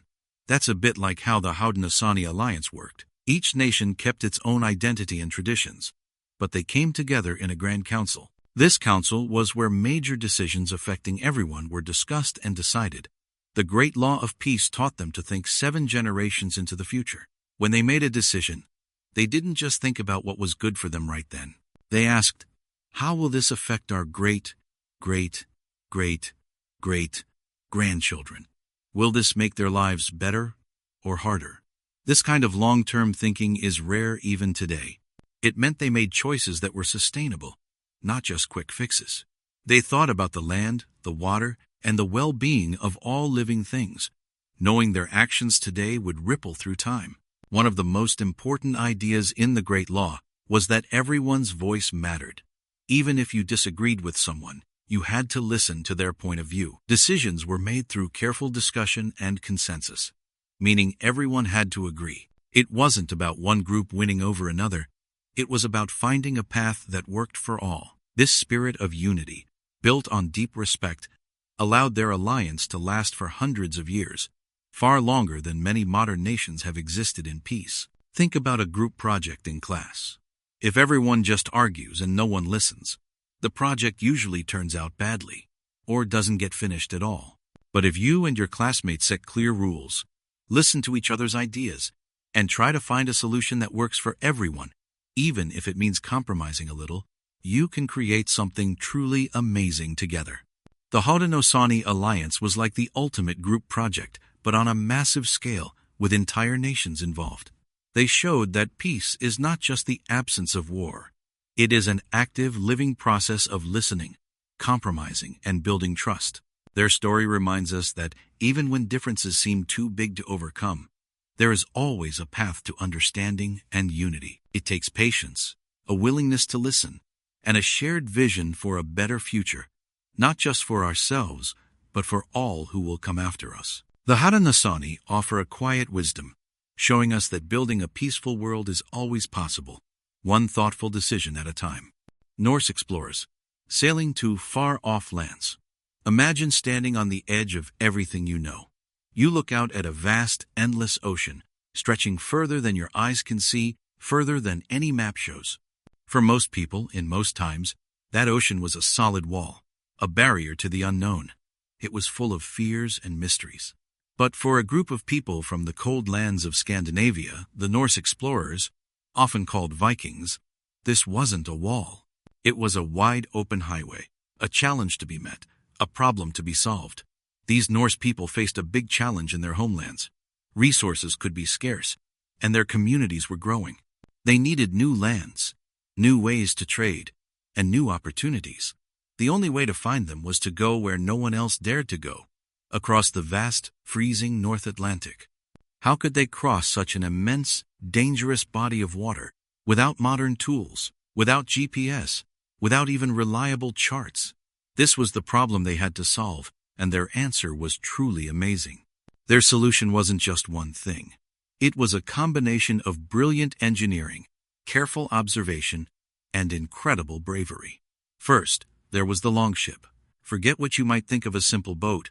The Longship was a masterpiece. It was strong enough to face the roughest ocean storms, but also light and shallow enough to sail up small rivers deep into new lands. It could use a sail for speed in open water and oars for navigating tricky currents, or when the wind died. These ships were built to be flexible, to adapt to whatever the unknown ocean threw at them. This meant they could travel further, faster, and safer than almost any other vessel of their time. But a great ship is useless if you don't know where you're going. The Norse navigated by keenly observing the natural world around them. They used the sun's position during the day and the stars at night. They knew the patterns of the waves.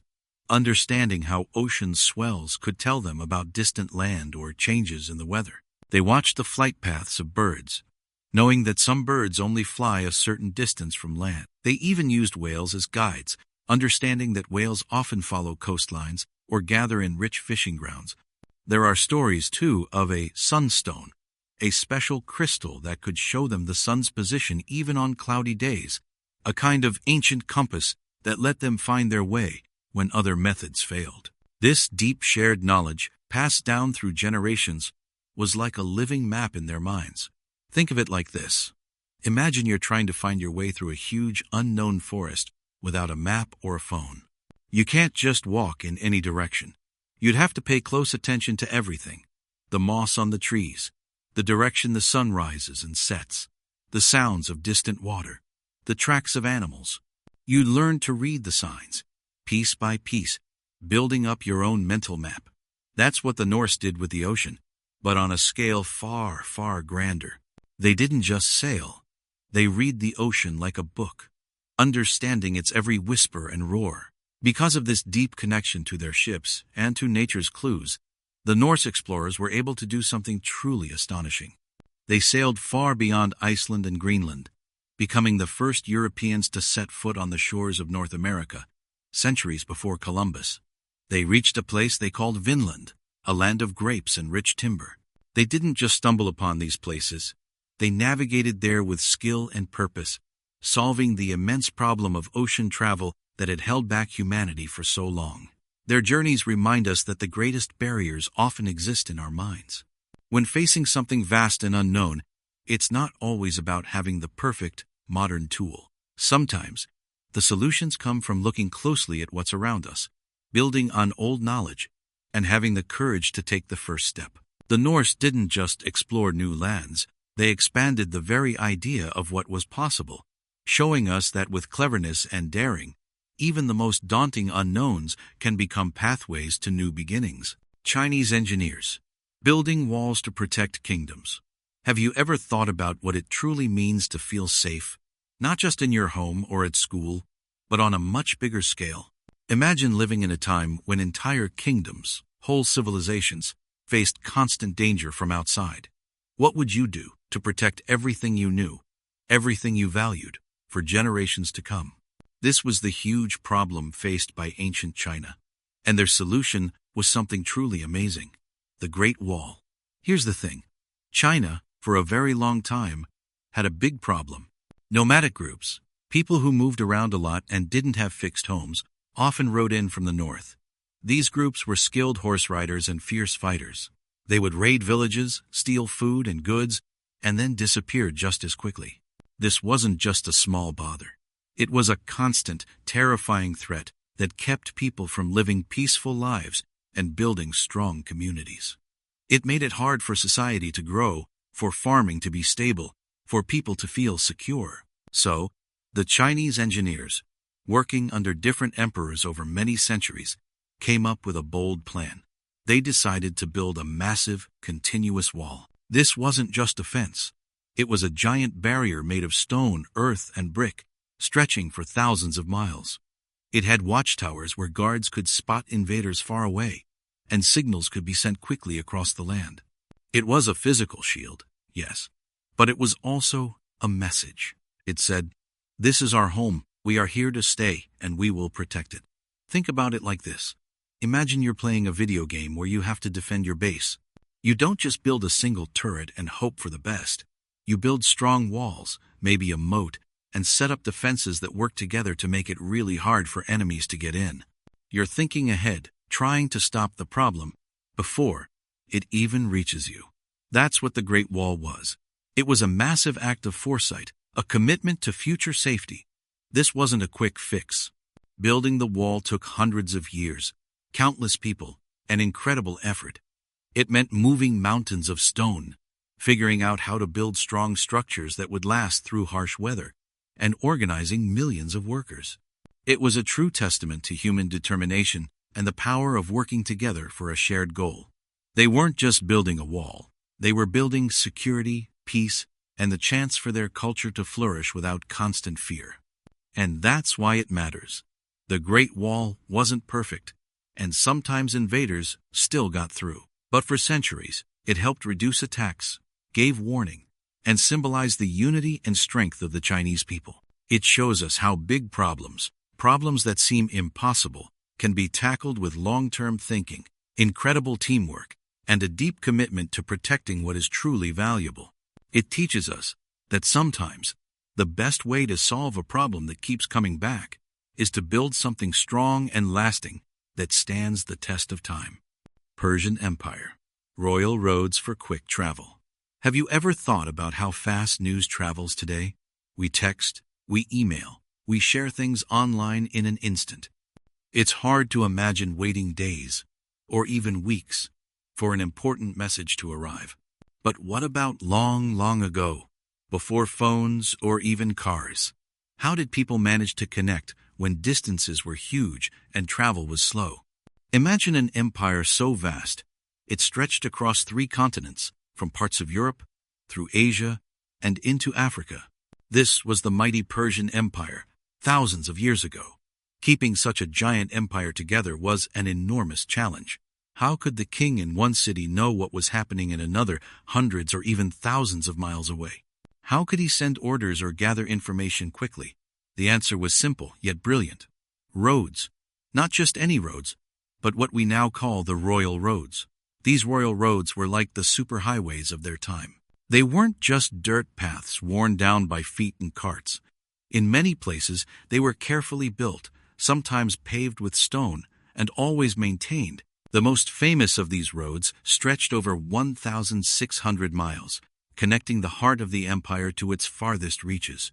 But the roads themselves were only part of the genius. Along these routes, the Persians set up a clever system of stations, spaced about every 15 to 20 miles. At each station, fresh horses were kept ready, along with trained couriers, special messengers who rode tirelessly day and night. A courier would gallop as fast as possible to the next station, hand off the message to a new rider on a fresh horse, and then rest. This relay system meant that news and royal commands could travel at incredible speeds, much faster than any ordinary traveler or army could move. What would take a regular journey months, these couriers could complete in just a few days. Think about something you rely on every day, like your school's internet connection. Imagine if the Wi-Fi was really slow, or if messages between teachers took days to get across the building. Learning would be tough, right? Information wouldn't flow, and things would get messy. The royal roads were the ancient world solution to this kind of problem on a massive scale. They were the empire's communication network, its backbone. They allowed for quick military movements, efficient tax collection, and most importantly, made sure the king's power and information could reach every corner of his vast domain. This kept the empire organized and strong, helping it last for a very long time. These ancient roads weren't just lines on a map. They were pathways of power, connection, and understanding. They remind us that even thousands of years ago, people faced challenges that still resonate today: how to connect, how to communicate, and how to keep a large society working together smoothly. The royal roads show us that thoughtful planning and a bit of ingenuity can bridge immense distances, making a vast world feel a little smaller and more manageable, helping ideas and knowledge flow freely.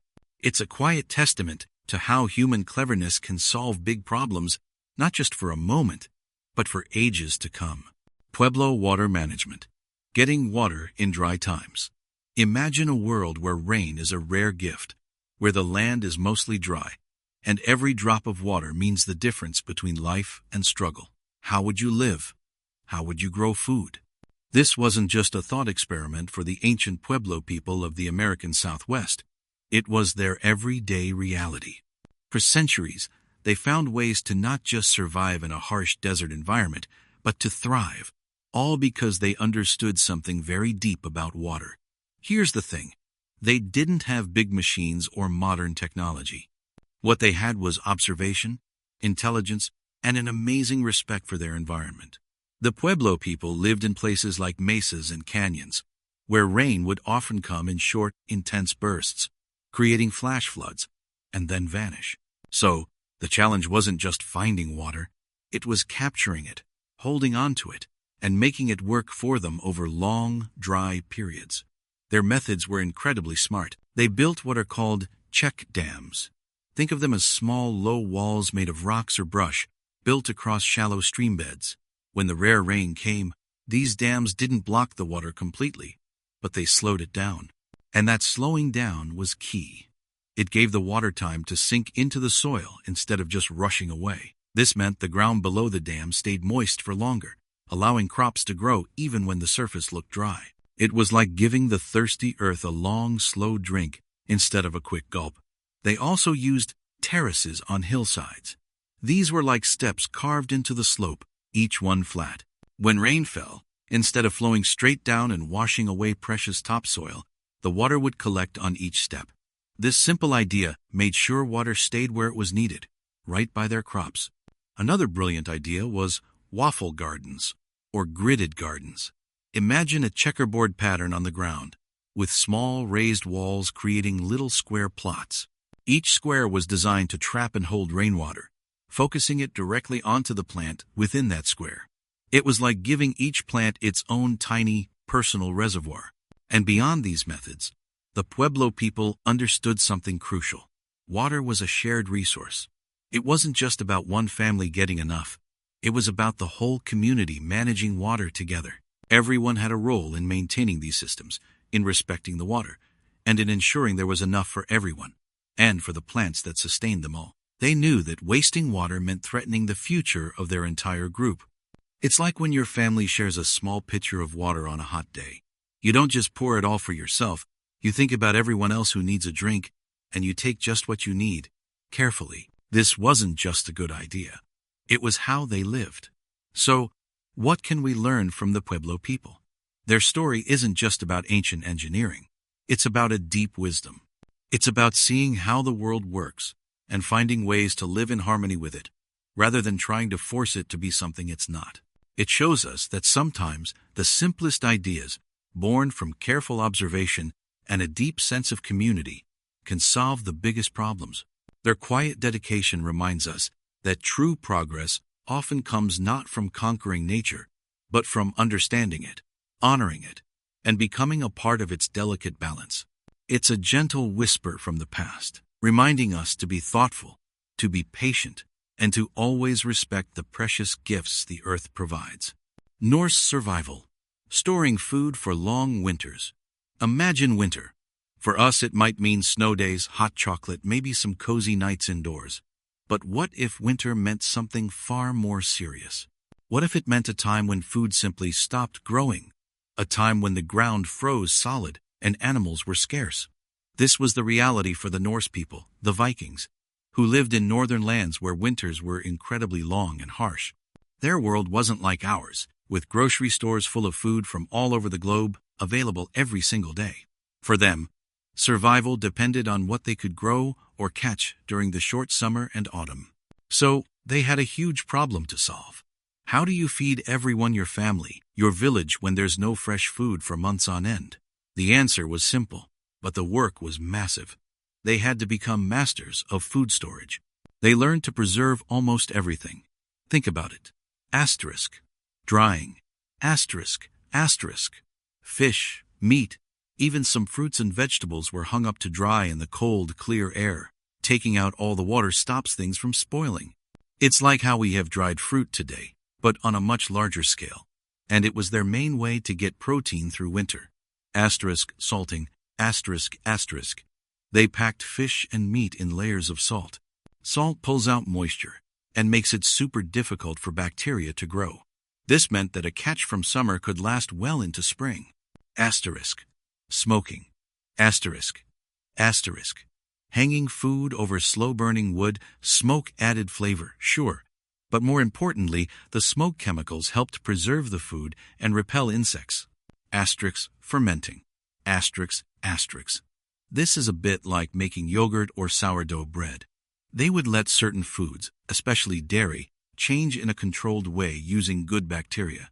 This not only preserved the food but often made it more nutritious and easier to digest. Things like skyr, a thick yogurt, were important. Asterisk root cellars. Asterisk, asterisk. These were like underground refrigerators. They'd dig holes or build small stone structures into hillsides. The earth's natural coolness kept root vegetables, like carrots and turnips, and stored grains, cool and protected from freezing, lasting longer than if left outside. Each method wasn't just a clever trick, it was a deep understanding of nature and time. It was a way of saying, we know hard times are coming, and we will be ready. This constant need to plan, to look ahead, shaped who the Norse people were. It wasn't just about food, it was about their mindset. They understood that today's hard work meant tomorrow's survival. This way of thinking taught them patience, discipline, and the importance of community.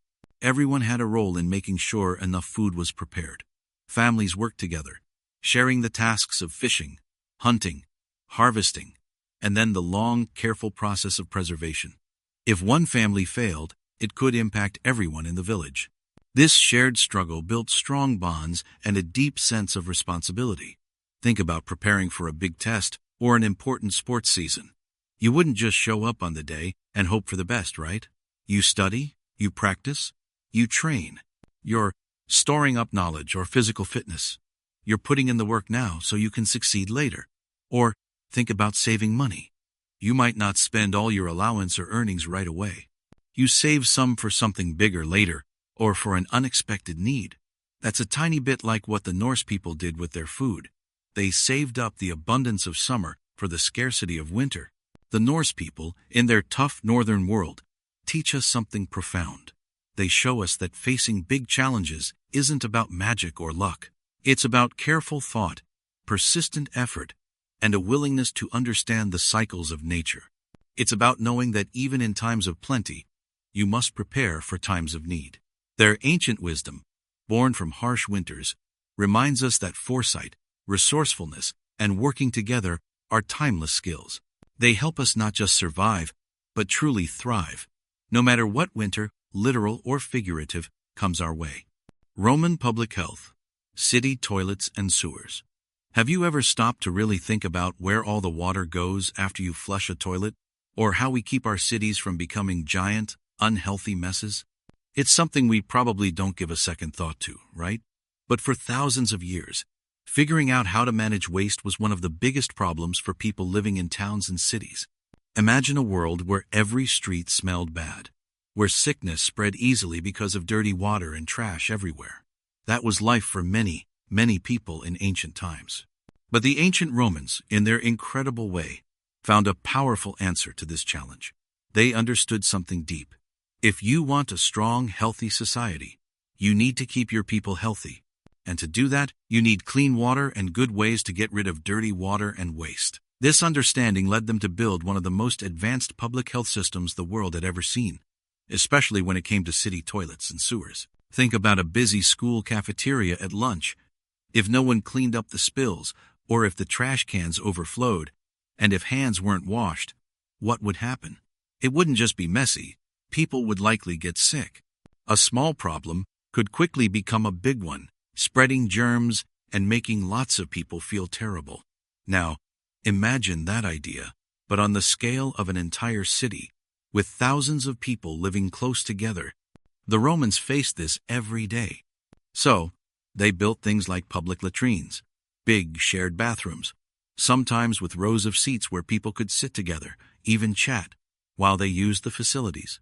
Below these seats, water would constantly flow, washing away waste into a vast network of underground channels. This was a huge step up from simply digging a hole or throwing waste into the street, which was common in many other places at the time. And where did all that waste go? It went into the sewers. The most famous of these was the Cloaca Maxima, which means the greatest sewer. It was an engineering marvel, a massive underground tunnel system that drained the city of Rome, carrying away not just waste from toilets, but also rainwater and general city runoff. This dirty water was then flushed into the Tiber River, far away from where people lived, and got their clean drinking water. The Romans also had a brilliant system for bringing fresh water into their cities: aqueducts. These incredible structures, like giant stone bridges, carried fresh water from distant mountains and rivers directly into Roman towns. This fresh water wasn't just for drinking fountains and public baths. It was also used to constantly flush those public toilets and sewers, making the whole system work. It was like a giant, continuous cleaning process for the entire city. This wasn't just about making life more comfortable. It was about public health, pure and simple. By removing waste and providing clean water, the Romans drastically reduced the spread of diseases. They understood that sickness wasn't just bad luck. It was often connected to unhealthy surroundings. Their sewers and toilets were not just engineering feats. They were expressions of a profound care for the well-being of their citizens. When we look at these Roman achievements, it's not just about the stone and mortar, the clever pipes and tunnels. It's about a society choosing to invest in the basic, often unseen needs of its people.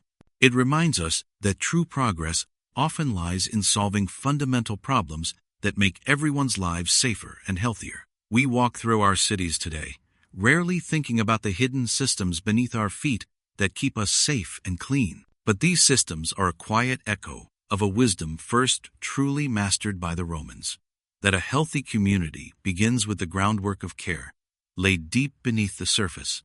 Native American sharing, living with enough for all. Have you ever thought about what enough really means?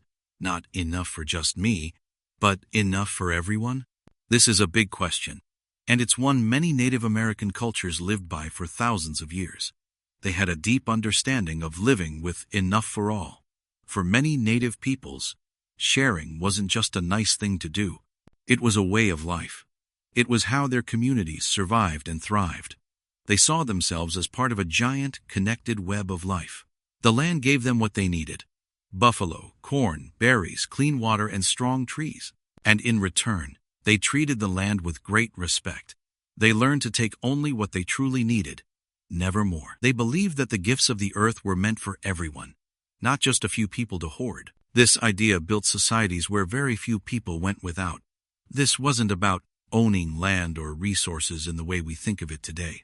It was about belonging to the land, being caretakers of it. These cultures understood that if one person took too much, or if the whole community didn't share, then eventually everyone would suffer. Their very survival depended on everyone in the tribe being well and having what they needed. Think about it like this. Imagine your class is working on a big art project together. There are limited supplies: some paint, a few brushes, different colors of paper. If one student grabbed all the blue paint or kept all the scissors for themselves, then others wouldn't be able to finish their part. The whole project would suffer. But if everyone shares, passes things around, and makes sure everyone has what they need, then the whole group benefits. Everyone gets to contribute, and the project turns out great. No one is left out, and everyone feels good about it. And that's why it matters. This simple act of sharing creates trust. It builds a stronger group. It's like that, but on a much bigger scale. For many native nations, things like food, tools, and even important knowledge were seen as gifts. They weren't things to be owned and kept away from others. They understood that their true wealth wasn't measured by how many possessions one person had. Instead, it was measured by the health and well-being of the entire community. When everyone had enough, everyone felt more secure. There was less worry, less greed, and fewer fights over who got what. This way of thinking helped communities last for hundreds, even thousands of years, living in balance with their environment. This way of living gives us something important to think about today. In our world, we often think about getting more for ourselves, having more and more things. But what if we shifted our view? What if we saw our resources, our knowledge, our talents, as things meant to be shared for the good of all? What if we truly believed that when everyone has enough, we all live richer, more peaceful lives? Here's the thing. This isn't about giving up everything you have. It's about a way of looking at the world. It's about understanding that our well-being is tied to the well-being of those around us. It's about asking, how can we create a world where everyone truly has enough? And that's a question worth carrying with you. It reminds us that true strength often comes not from what we gather, but from what we share. It's a deep wisdom, echoing across centuries, reminding us that we are all connected, and our common good is our truest wealth. Ancient Greek forums, places for public talk. Have you ever had a problem, and you knew that talking about it with others would help? Maybe a school project, or a disagreement with a friend. Imagine a whole city that believed in this idea deeply. A city where important decisions weren't just made by one person in charge. Instead, people gathered in special public spaces to talk things out, to argue, and to listen. This was a core part of life in ancient Greece, especially in cities like Athens. These places were called agoras, but we might think of them like open-air forums or public squares. They weren't just markets where you bought olives or pottery, though that happened too. The agora was the very heart of the city's public life. It was where citizens came together not just to shop, but to discuss everything that mattered. They talked about new laws, about justice, about who should lead the city, and even deep ideas about what makes a good life. Here's how it worked. If you were a citizen back then, that usually meant a free man. You had the right to stand up in the agora. You could share your ideas, argue against someone else's, or try to convince others to see things your way. This wasn't always polite. People could get loud, and there was often a lot of back and forth. But the goal was often the same: to find the best path forward for everyone in the city. Think about that for a moment. Instead of a ruler just telling everyone what to do, people had a direct voice. This was a really early form of democracy. The idea that people should govern themselves. This way of talking helped them solve problems that sound a lot like ones we still have today. How do we make sure everyone is treated fairly? What rules should we have so our community runs smoothly? How do we decide big spending plans? They tackled these questions not by hiding away, but by bringing them out into the open. To understand this, think about a big group project you might have in school. Imagine your class needs to decide on a theme for a major presentation. One student might have an idea, then someone else builds on it, and another person suggests a completely different direction. You all talk it over. Maybe you vote. Maybe you debate until you find the best solution that works for the whole group. That's a tiny version of what happened in the ancient Greek forums. They believed that when many minds thought about a problem together, they were more likely to find a strong answer. They valued the clash of ideas because they thought it led to truth. But here's the thing about those old forums. Not everyone got to speak. Women, enslaved people, and foreigners were usually excluded, so it wasn't perfect. But the basic idea was powerful. It was about creating a space where people had to listen to different viewpoints. It was about facing disagreements head-on with words, not with violence. So, what does this tell us? It shows us that even thousands of years ago, people understood something really important. True strength in a community often comes from the willingness to talk.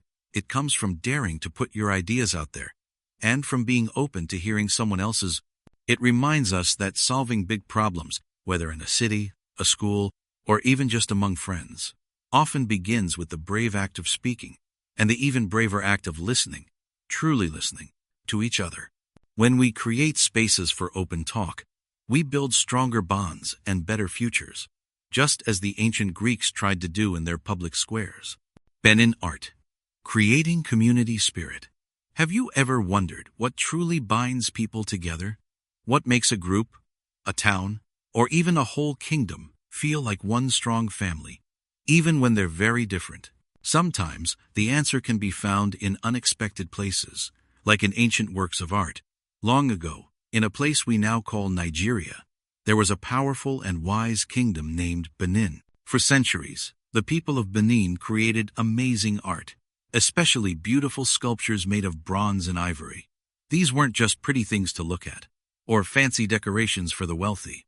They were much, much more. For the people of Benin, their art was a brilliant way to solve a deep problem we still face today: how to build and keep a strong, unified community, even as generations come and go. Imagine a kingdom spread across many towns and villages, with diverse people and ideas. How do you make sure everyone feels like they belong to the same grand story? How do you teach new generations about their past, their heroes, and the shared values that define them? The Benin artists, with their incredible skill and dedication, provided an answer. They crafted intricate plaques, detailed heads, and powerful statues that told stories. These artworks showed the Obas, their kings, in magnificent ceremonies, recorded important historical events, and honored their ancestors. But beyond just showing these things, they made them real and present. The art served as public records, but also as objects of reverence. They were a vital link between the living and those who came before. When people looked at these bronzes, they weren't just seeing a piece of metal. They were seeing their history come alive. They were reminded of the brave deeds of past leaders, the wisdom passed down through generations, and the shared beliefs that held their society together. This art was everywhere. In the royal palace, in public spaces, always visible.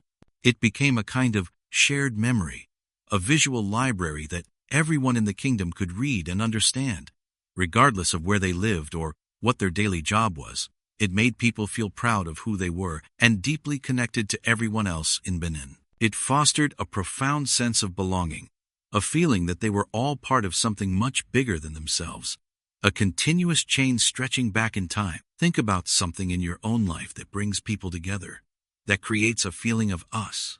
Maybe it's your school mascot, the symbol that represents all students past and present, binding you to those who walk the halls before you. Or consider a team uniform. When you put on that jersey, you don't just feel like yourself. You feel like part of the team, connected to every other player wearing the same colors. The uniform, the mascot, they are powerful symbols. They carry shared meaning, shared history, and shared goals. They remind everyone of their common identity and purpose. The art of Benin worked in a similar, powerful way for an entire kingdom. It was a constant, beautiful reminder of their collective identity and strength, a glue that held their society together. This shows us something important about human nature. We need to feel connected. We thrive when we belong to something larger than ourselves, when we know our place in a bigger story. The people of Benin understood this deeply. They knew that if everyone shared the same stories, the same heroes, and the same visual reminders of their history, they would be more united. Their art wasn't just decoration. It was a cornerstone of their society, a powerful tool for social cohesion. It helped them solve the problem of fragmented identity, ensuring that even as time passed and people moved, the core spirit of Benin remained strong. And so, we learn from Benin that true community is not just about living close to one another, or even speaking the same language. It's about sharing something deeper, a common past, common values, and common dreams.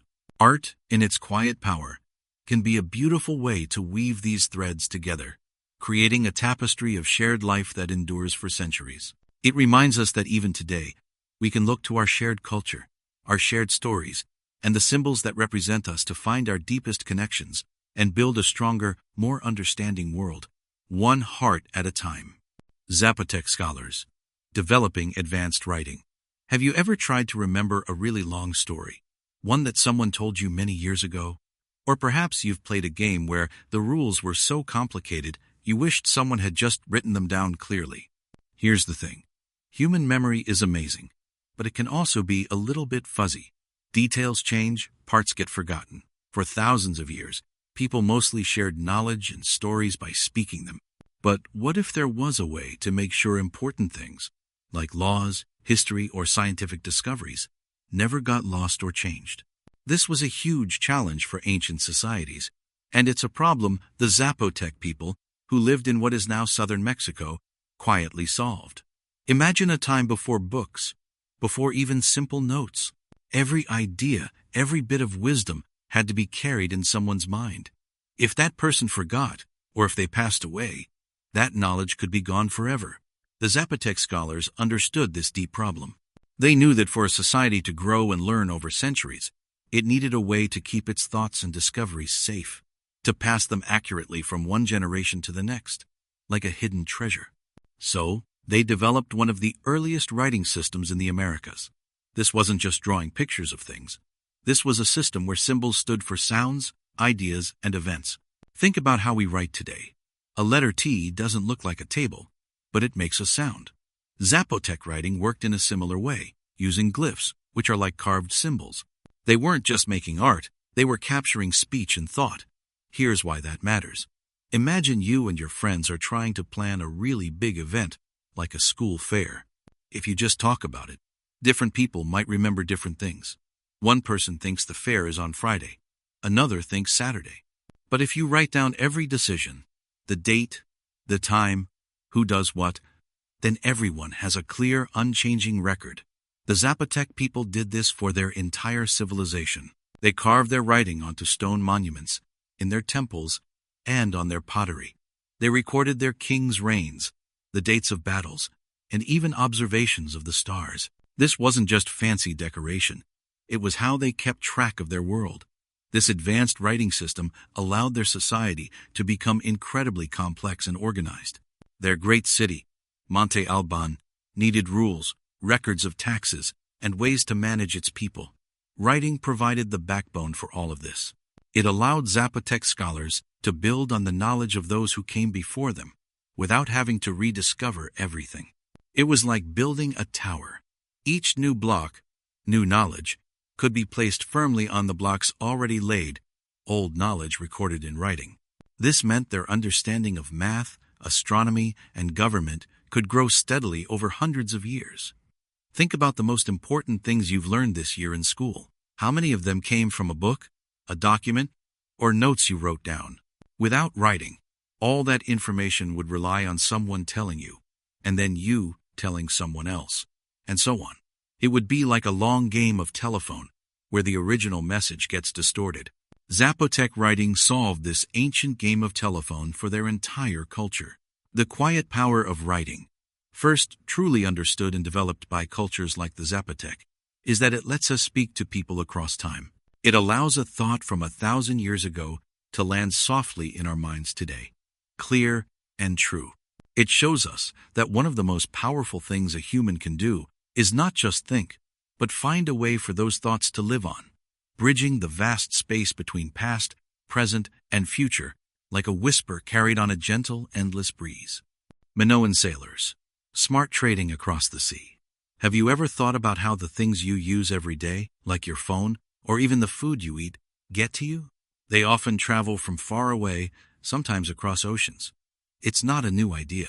Thousands of years ago, a group of people called the Minoans became masters at this very thing. Smart trading across the sea.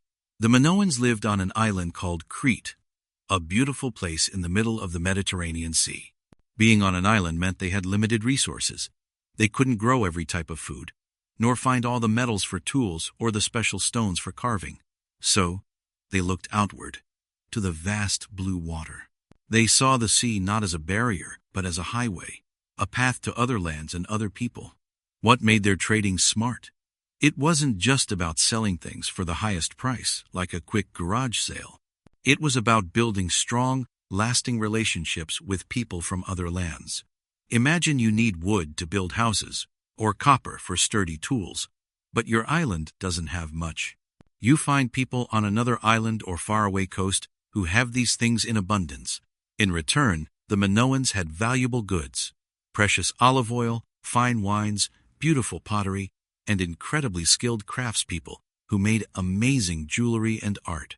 They offered things others truly needed and valued. They became excellent sailors and shipbuilders. Their ships were not just simple boats. They were sturdy, well-designed vessels, built to carry heavy cargo safely through waves and long journeys.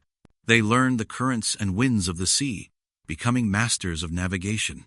They knew which ports were safe, which towns were friendly, and which people were reliable partners for trade. This wasn't just random trips. It was a carefully planned, intricate network. They understood that if you treated your trading partners fairly and honestly, they would keep trading, and everyone involved would benefit. It was a true win-win approach to getting what they needed. This smart approach wasn't just about getting rich, though they did become wealthy. It was about ensuring the survival and growth of their entire society.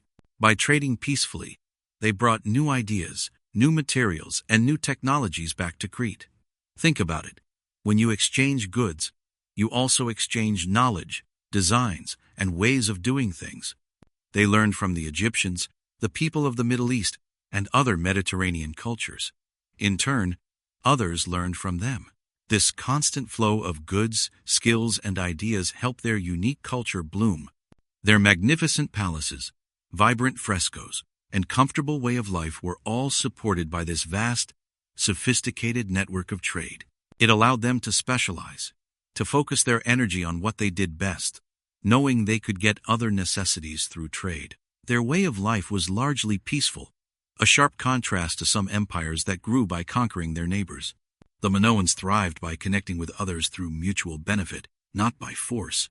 They built trust, not walls or armies. Their strength came from their well-built ships, clever navigation, and ability to forge lasting relationships, rather than from military might. This offers a big lesson. It shows that peace and cooperation, driven by a clear understanding of mutual needs, can lead to great prosperity and lasting influence, sometimes even more effectively than conflict and control. Think about how your school works, or even how different parts of your town interact. The art class needs paint, the science class needs microscopes, and the gym class needs balls. No one part of the school makes everything it needs. Instead, the school administration buys these supplies from different companies that specialize in making them. Each company provides something valuable, and the school uses these supplies to teach you. That's a bit like the Minoans. They specialized in certain valuable goods and services, like their beautiful pottery or their expertly built ships, and then they traded these with others who specialized in something else, like metals or timber. Everyone got what they needed by working together, sharing what they had, and trusting each other to deliver. Or consider your smartphone. It's an incredible device, but it's not made in one place. The screen might come from one country, the tiny microchips from another, and the camera lens from a third. Then, all these specialized parts are brought together and assembled in yet another country. This entire global process relies on smart trading, efficient shipping, and careful agreements. Just like the Minoans did thousands of years ago, but on a much bigger scale. It shows how interconnected our world becomes when people share resources, skills, and ideas. The Minoans remind us that getting along with others, even those who seem very different from us, can be incredibly powerful. When we truly see what others have to offer, and they see what we have to offer, we can find surprising ways to help each other grow. Their story, whispered across the centuries by the Mediterranean waves, teaches us that building bridges, not barriers, can lead to a richer, more stable life for everyone. It's a quiet, deep strength, the power of connection, understanding, and respectful exchange. It shows us that sometimes, the very best way to solve big problems and build a bright future is simply by reaching out, exchanging, and trusting.